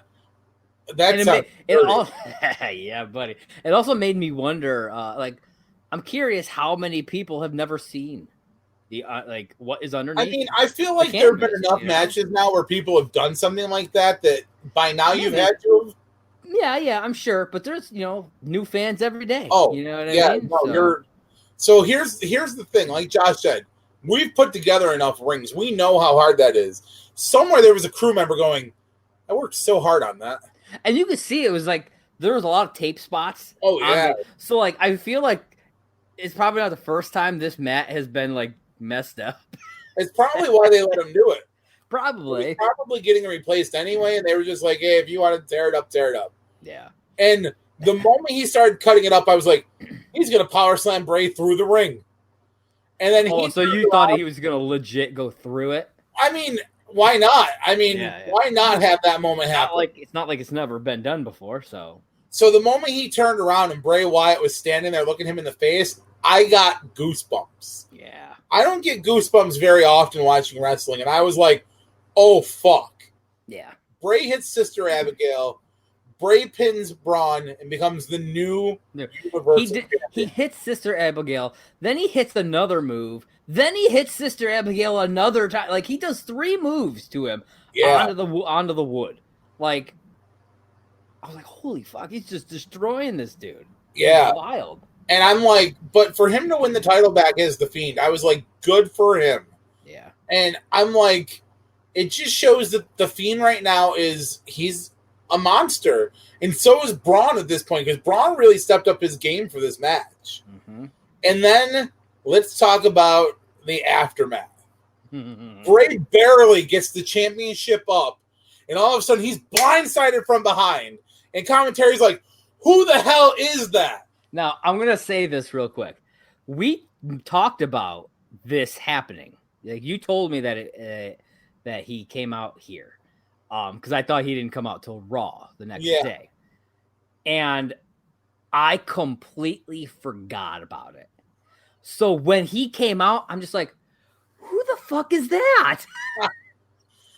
I thought he looked great. Dude, Roman fucking... We didn't actually say who it was. Roman Reigns, people. Roman Reigns made his return, and not only did he make his return, I'm 95% sure we're going to get a heel Roman Reigns. It looks like it, man. It does. It really does. Now, he looked strong.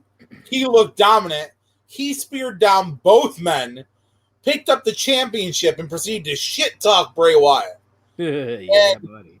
Not to get ahead of the game, but they have officially made the match for Payback. Braun Strowman, Roman Reigns, and Bray Wyatt on the match for the Universal Championship. In a no-holds-barred triple threat match. Yeah, that doesn't happen very often. Yeah. I'm excited for that. Yeah. So now, I'm pumped for Roman being back. I can't believe those words are coming out of my mouth right now. You can lose this. Oh, yeah. Are you sure you want to keep telling us something, brother? Okay. So, I was really pumped for him to come out. And like I said, he looked good. Yeah, now, let's do our breakdown, and then we can continue on this conversation. All right, Johnny. What was your worst match of the night? Sadly, you're going to hate me for this one. I went with Sonya Mandy. Wow, man. I really got behind a lot of the other matches, and I had to pick something. Sonya Mandy just didn't live up to some of the other stuff. Mine was a clear choice. What did you choose? Clear choice. Apollo versus MVP. Oh, see, I didn't think to include the pre-show. Oh, I always it's SummerSlam. That's fair. I don't care if it's on the kickoff show. It's a match at SummerSlam. That's fair. You know? Okay, let me ask you. MVP of the night. I honestly, I don't think there's any other choice. I had a secondary choice just because I wanted to give this person a shout out for what they did. That person was Dominic, because I thought he showed that he's got what it takes. I think. Yeah. But my actual MVP fought 2 matches tonight, and that's Asuka, baby. And then she walked away with the Raw title, the Raw Women's Championship. Yeah. I went a little bit of a different route. I'm going to shock you with this one. Okay. My MVP for the night is none other Roman Reigns. Nice, dude. You picking Roman Reigns as an MVP? I mean, for anything it's there in black and white. Is just shocking. You know what I mean? I know. You were a person. You are such a Roman hater. You are not part of the Roman Empire. All right. So let's talk about, before we get into the best match, let's talk about the spot of the night. Well, let's hear what yours was. Well, I will clearly show this on paper because I don't want you to think like I was like bullshitting this one. I went for Dominic's Russian leg sweep onto the table because I've seen that before. And I was like, that's my fucking move. I'm like, that is my fucking move. And I was happy to see it on one of the big 4. So that's why I chose Dominic's Russian leg sweep. Hey, you know what? That is a good choice. It really is. My moment of the night is your MVP, and that's Roman Reigns coming back. And that's fair. That's a really good fucking moment. Just showing that this motherfucker is better than ever. He is back and ready to fucking tear this house down. Okay, so before we talk about the best match of the night, let's talk about why that's awesome. Because I love your moment of the night. I loved the shit talking that he gave Bray Wyatt. I never lost this championship. This is my ring. This is my place. If you want it, get up. I'm like, oh shit.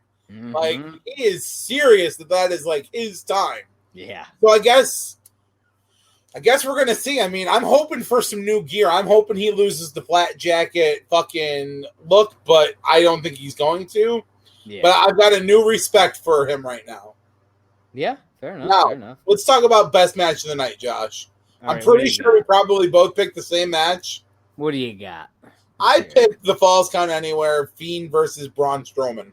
Yeah, I almost picked the Drew McIntyre Randy Orton match. That was an easy close second for me. But I think that backslide finish tipped the scales for me. I was like, I didn't like the way it ended. Like I said, so I went the other way. And like the back and forth that you usually see, that really took me out of that because I was like, well, what the fuck? Yeah. And if it wasn't for all of that, it probably would have been my top.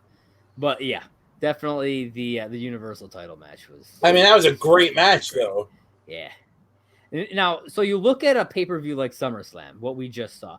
You look at a pay-per-view like NXT TakeOver 30, and look how different this. You know what I mean? Like, yeah, there's a lot of hard-hitting, good matches throughout SummerSlam, but it was almost the opposite for NXT's for TakeOver. In NXT, I always thought was for a long time there putting out better content than the main show. Than the main roster. Well, let me ask you a question about this then. Okay, let's hear it. Do you think, since NXT came to USA, and now they're getting all this mainstream exposure, do you think that's taking the gaslight out of NXT? Yeah, I think it's kind of watering it down. It feels less like the indie show that doesn't have to play by WWE's rules, even though they're owned by WWE. And just feels more like here's WWE's other show. How do you fix it? I don't know, man. I don't know. Go back to what you were doing before. I don't know. Yeah, you never take away what brought you to the dance in the first place. Yeah, like stop watering it down. I don't care about Velveteen Dream. Get him out of here. I don't care. It's Finn Balor should have been in that fucking match. You're going to drive away your crowd. Exactly. Yeah. But that's a whole nother thing. So, John, out of 5 boots, what do you give SummerSlam 2020? Solid 4. All right. Yeah. That's about where I was landing. I was like, I was almost kind of going toward the 4.5. I was like, I don't think it quite got there. I think had a couple of the matches been, I'm not going to say better because I thought the matches were decent. Different. I think had like the Drew McIntyre match not ended in that backslide, and I think maybe had they not tried to do the double finish on Asuka the same way, I might have went 4.5 boots. Yeah, but like I understand what they're doing with certain things. I'm still not sure what that backslide was about. But I'm like, 4 boots is solid. Anything more than that, I guess we'll see. Yeah, I agree. I think 4 is good. So, I mean, that's a damn good match rating, in my opinion. So. I completely agree. Yeah. Now, ladies and gentlemen, Josh wants to bring to you something new for us. Well, real quick, before we do that, I want to talk about what is happening in just, what is today? So in 4 or 5 days? This coming Sunday is another pay-per-view. Already. We are getting WWE Payback. Whoa. That's right, Payback. So how do you feel about that?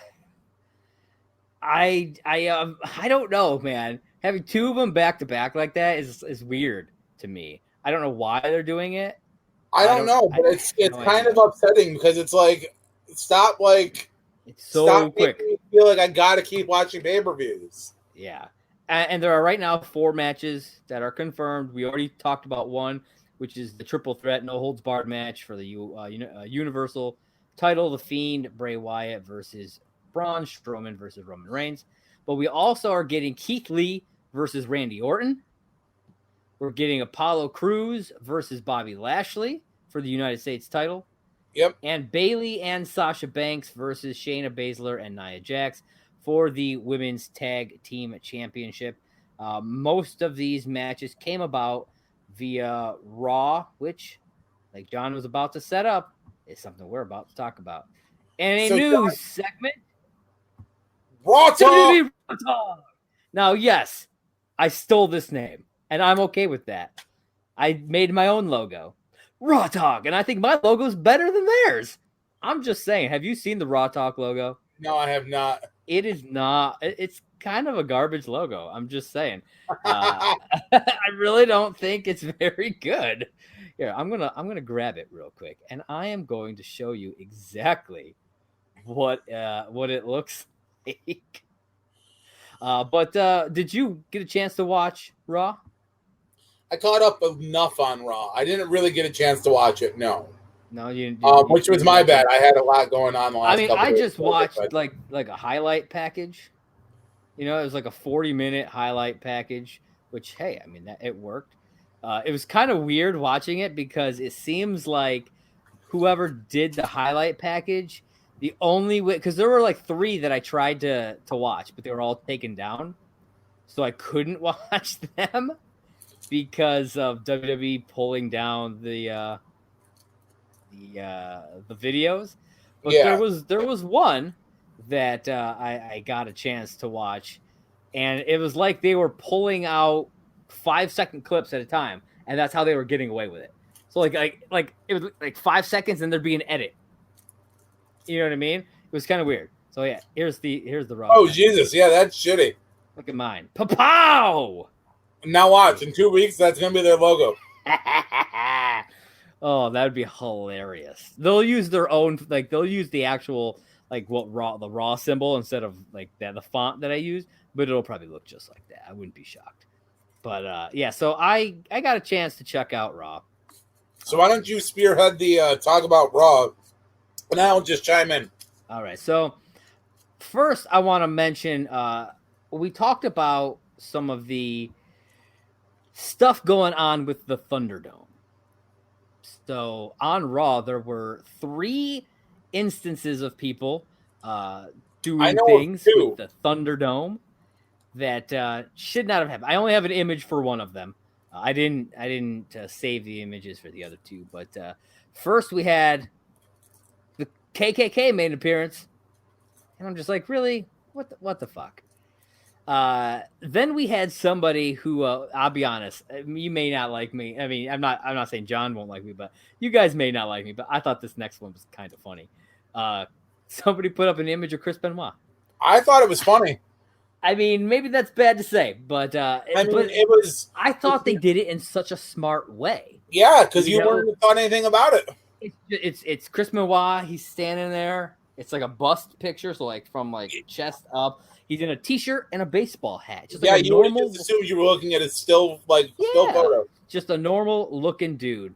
Yep. And then the third one, somebody put up there was this viral video from a while back of this execution that took place, and somebody played it on a phone in front of the camera and played this execution on live television. Yeah. So I was like, that's pretty messed up, and I wasn't gonna like try to find a picture. I was like, nah, that's okay. I'll pass. But yeah, so WWE then issued a statement on all of this, what they're calling inappropriate content. I think they gave it another name, and now I can't. Abhorrent behavior is what they called it.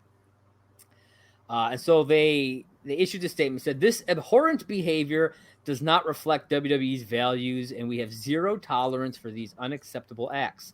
We are working to ban those involved from future events, and per our policies, any inappropriate actions result in the removal from the live stream. So real quick, I want to get your thoughts on this kind of stuff happening and the way WWE has chosen to deal with it. Okay, well, my thoughts are, honestly, I'm with the WWE on this one.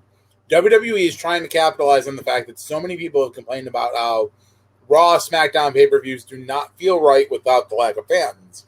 They are trying to have a way to bring the fans back without having people there risking COVID. Yeah. Obviously, they're piping in their own oversounds, but they're making it feel like a more live show. Yeah, I actually didn't mind the crowd stuff, because you remember the last time they did this, there was like almost no crowd. Yeah, because it was just, and it felt awkward because it was like there's no crowd, but it sounded like there was a big crowd. Yeah, at least with this, it looks like you got a huge crowd, and so it fit, and so it was not distracting at all. Now, with that being said, people are obviously going to, until all the fine tuning is done, people are going to misuse the new ThunderDome system. Yeah. And I'm not saying I'm a huge fan of the ThunderDome area, but I think it's a step in the right direction until live crowds can resume being there. Yeah. And even then, I don't think the ThunderDome era should go away 100%, because I think it's a cool concept. Oh, yeah, absolutely. it gives everyday people who can't afford to be at a WWE show the chance to be there, and it's like you're there. So, I mean, it's a really awesome thing that they're doing. Yeah. Now, obviously, you're going to get the jackasses who are going to try and take advantage of it and do stupid shit and get themselves banned. But that's good because now it's giving someone else an opportunity to be on TV and be there. I think WWE is doing the best thing that they can at this point, trying to get ahead of the ball, issuing their statements saying we're really sorry that this stuff happened. But I mean, in all fairness, what goes through somebody's mind putting a live execution on camera like that? Yeah, it's fucked up, man. Like the Fire Velveteen Dream thing, I get. Okay, you're making a statement. The Chris Benoit thing, you're trying to be a little funny, but you're also probably trying to make a little bit of a statement saying, "Yep, this guy should be remembered." Okay, the KKK guy, fuck that guy. You know what I mean? Like he's just like, fuck you. You know exactly what you're doing. Oh, yeah. The same goes for whoever the fuck did this execution video. Well, it's like I told, because me and you were talking about this. You had to find it. You had to find it. Load it up on your phone, and like the phone was being held there because you could see the outline of the phone. I was like, that is fucked up, man. Now, me and you were talking about this, and I'm not gonna use sensitive terminology or anything. I'm gonna say this straightforward. Me and you were talking about this the other night. I'm surprised nobody's tried to like do something stupid enough to like. They're not masturbating on camera. Nobody's tried to do live sex. I'm shocked that there hasn't been any nudity. Like, it's just whip your dick out. Like, hey, here's a dick pic to millions of people around the world. Yeah, you know what I mean. Like, you're gonna get banned, but you're gonna be that guy who put his dick on live television. Yeah. Or like I'm shocked that hasn't happened yet. Oh yeah, because like we talked, just like literally sitting in front of the camera and just fucking right there. You know what I mean? Like, I'm shocked it hasn't happened. Now, and that being said, I'm not advocating it. I hope people don't do that. Yeah. But I'm just saying I'm shocked it hasn't happened yet. Yeah, I'm just shocked. And I wouldn't be surprised if it did. You know, I'm just saying I would not be surprised if it did. All right, so some other stuff before we get into like the actual part of Raw that took place. There was some stuff that was kind of announced. A couple of things that were announced the day on Monday. So Renee Young gave her thanks to WWE and said her goodbyes, which I thought was cool. She's been here for 8 years almost. It would have been 8 years in November with Renee Young. Wow. So I was like, man, that sucks. And then Karrion Kross apparently got injured, separated his shoulder. However, he apparently was on fucking NXT tonight. Like I saw something saying he was on NXT tonight. I don't know if he wrestled. He might have just been there. You know what I mean? Maybe. Just showed up. You could have a separated shoulder and still show up with your title. Not a big deal. So I'll have to look into that. But yeah, so apparently he separated his shoulder. I don't know. As long as there wasn't a bunch of damage done, I'm sure he'll be fine, and it probably won't take too long. But probably, yeah, those were a couple of things. So okay, so we get into a little bit of Raw. I'll just kind of breeze through some of the stuff. If there's anything you want to talk about, we can kind of go over it. All right. So it opened up Orton. He said he's not done with McIntyre. He takes him into the backstage and beats the shit out of him and punts him twice in the head backstage. We saw that backstage at SummerSlam. They had red lights, and it had the Fiend. Nia Jax returned, had some words with Shayna Baszler, and my first thought was, if they're gonna feud, I really don't give a shit about this feud. I just don't, because I really don't care about either of these two. No, but then Bayley and Sasha have to come out and run out their mouth. Yep, and that is how. Well, Baszler and Bayley had a match that on Raw, so I think that's part of where that stuff came. And then Nia came out during the match, and then Bayley and Sasha were kind of running their mouth, whatever. And this is what sets up for that tag match that winds up at Payback. I'm still not a fan of Nia Jax, and I saw a picture of like her standing in the ring with Shayna. She looks. I'm not knocking fat people, like not at all, but she looks bigger than before she got taken off TV for a little bit. Yeah, I don't know. I'm like, Jesus Christ, woman. Yeah, I don't know. Hurt another person, why don't you? Then we had the Kevin Owens show. I heard it was back by popular demand. And because during SummerSlam, he said that he was going to try to get Aleister Black on his show on Raw. And he did. He got Aleister Black, and Aleister Black just winds up taking Kevin Owens out. Oh, yeah. Aleister Black went full heel on Raw. Oh, man. Then there was the 24/7 title match. I honestly am not sure who the fuck was actually in this match. I thought it was it Shelton that's got the title, that had the title? I think it was Shelton. Yeah. And then R-Truth came out, but then somebody else, I think Cedric was in there. And then I don't know if Akira Tozawa was part of the match or he just came out with his ninjas. But no matter what, Akira Tozawa winds up winning the fucking title. Yeah. And he just takes off with it. And I'm just like, I was watching highlights, so it was like kind of cut up and real spastic. So like, I kind of want to go back and watch that whole match to see what the fuck was going on. Because these 24/7 matches are just insane. At this point, I think Akira Tozawa needs to stop the whole ninja thing because I'm getting the ninjas confused with Retribution. You know what? That's a good point. Yeah.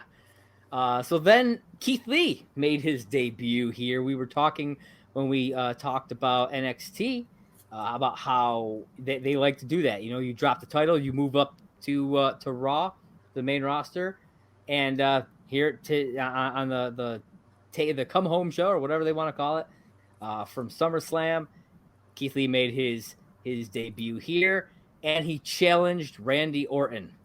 That this match was set for later on.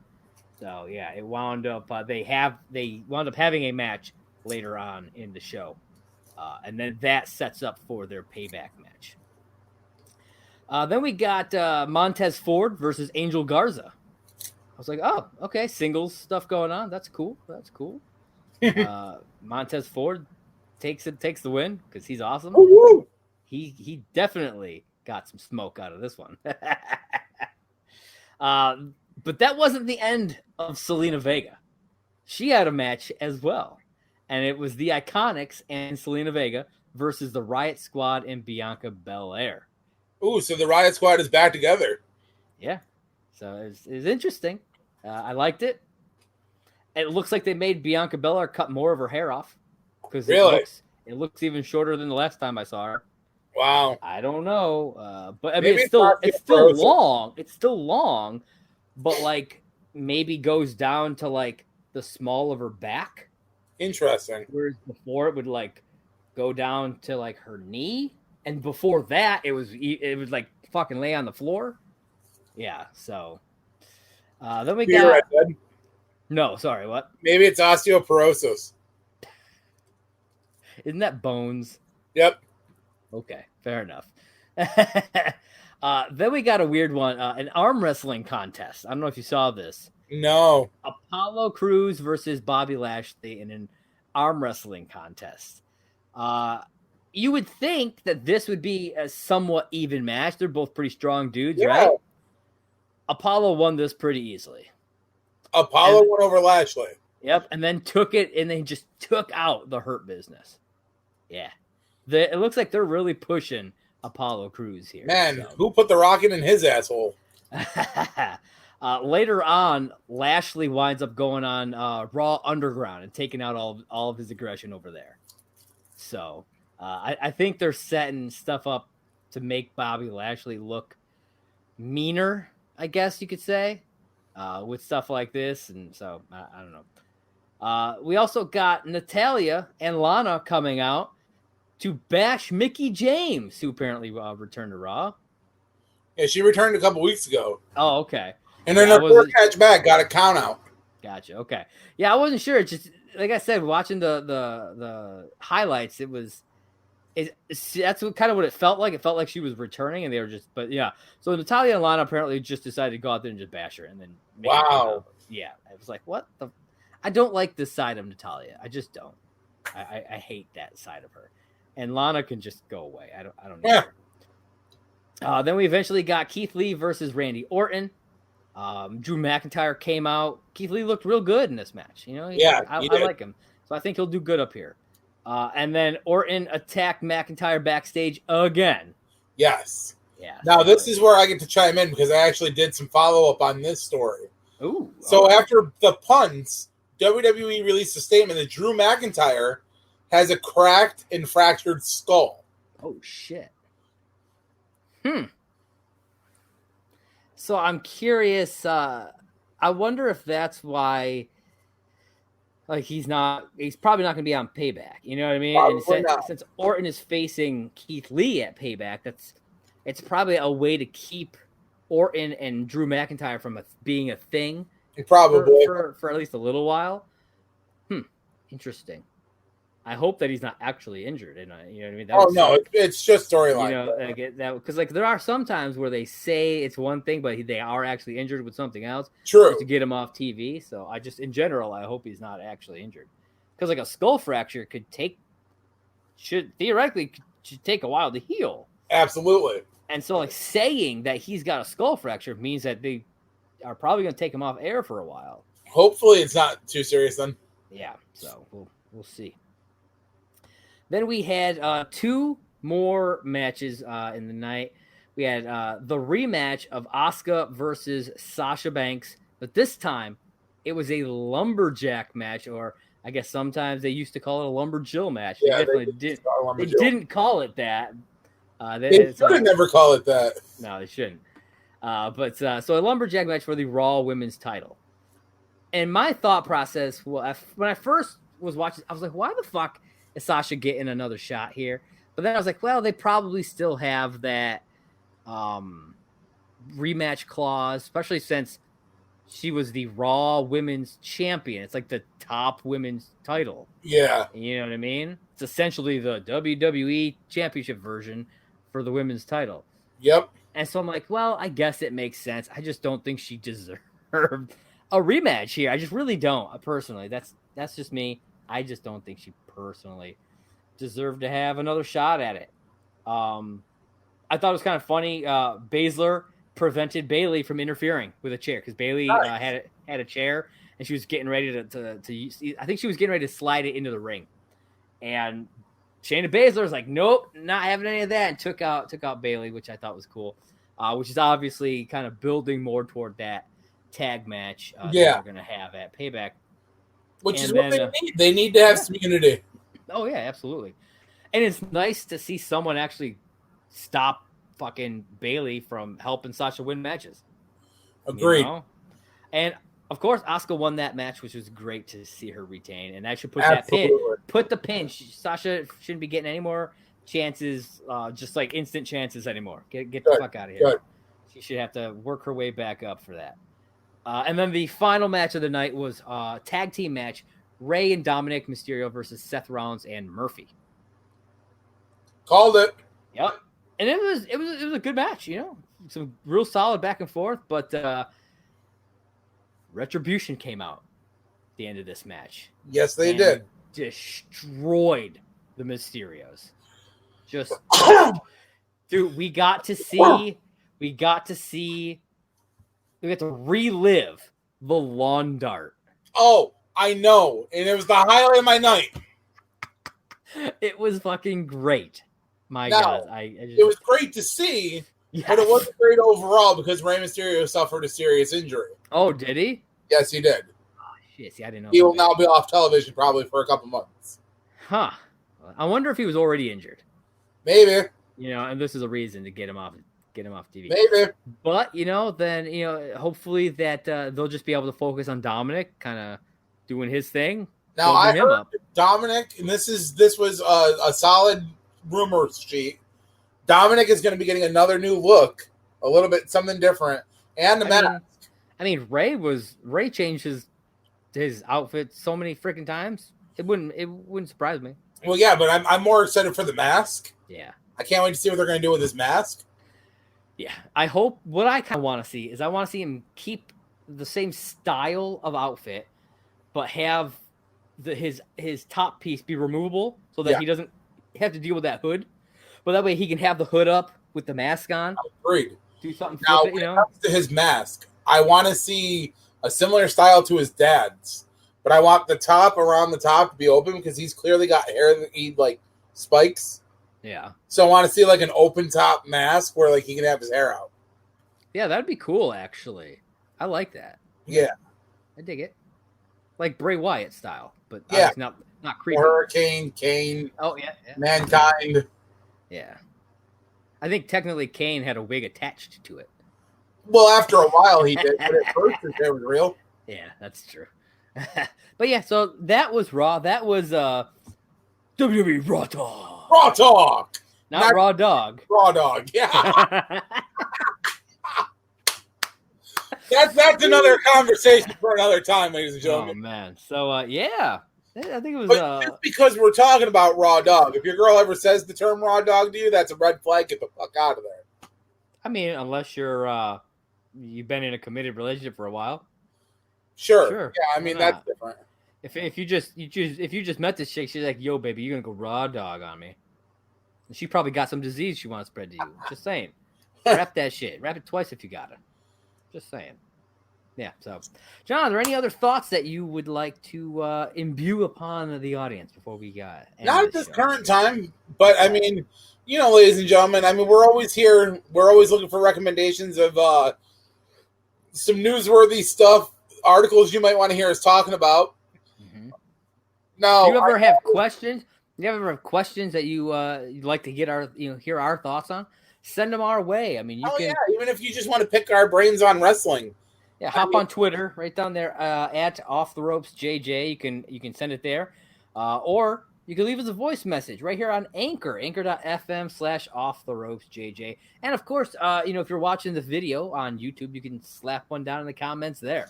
Absolutely, I'll check it out. Now we also have a Patreon. Don't forget about Patreon. You can go over there. We have a couple different tiers. I know nobody's really done anything over there yet. I'm hoping. I mean, I would love to do some classic reviews. I know that we offer a few different things over there. I'm not very familiar with the tiers, but I know that man over there is. Yeah, I mean, we haven't really put anything on it yet because we haven't gotten any patrons yet. But maybe I got some big plans for it. If we get even one patron, I got plans. I mean, it would be awesome. We would love to see from you guys, and it's not necessarily about the money. We just want to hear from you guys. Yeah, I mean, you wanna put $1 a month? Hell yeah! You'll get some sort of content for $1. Hell yeah! So, now, Josh, yes, where can they find you? You can find me on Twitter at JP Raynor. That's JPRAYNOR. You can also find me at my site, Merc with a Movie Blog, on Twitter at Movie Blog Merc, which you can find right there. And John, where can they find you? Well, I mean, I'm in a couple different places. I'm still on Twitter. I believe that my Twitter handle is right there at Simply Sane J1. I'm also on Anchor. I believe that is Simply Sane with J. I know I've got my podcast Simply Sane with Jay, and if you're not listening to that, then I'm sorry. If you are listening to it, I'm even more sorry. I did a recent podcast episode with this guy. We tore it up. If you haven't had a chance to listen to that yet, I recommend it. I'm getting ready to record another episode here in a couple of days, and I'm going to be talking about something new and interesting to me, which is, well, I mean, I could tell you, but then you wouldn't have to listen. Fair enough. I like the tease. I'm a little bit of everywhere. Yeah, a little bit everywhere. He really is. Also, be sure to just follow us on Twitter at Off the Ropes JJ. Everywhere. Off the Ropes JJ. We got a Twitter. We got an Anchor. We got a Patreon. It's all Off the Ropes JJ. It is. Be sure to check us out. We even have a Facebook, so hop on there. I mean, and yeah, there it is. We live to talk wrestling with you guys. We live to inform you guys. We're not sure if we're even getting to people right now at this point. Like, I know we're getting listeners and stuff, but come on, reach out to us. Let us know something. Yeah. I mean, if you're enjoying it, we want to interact. Yeah. Let us know if you're enjoying it. Let us know if you're a fan of Shayna Baszler. Is there a weight loss program that I can drop 50 pounds? I mean, come on. Well, I guess we'll have to wait and see. So, again, this has been episode 13 of Off the Ropes with John and Josh. I am Josh. I'm still John. And we are down for the town. Next time. Peace.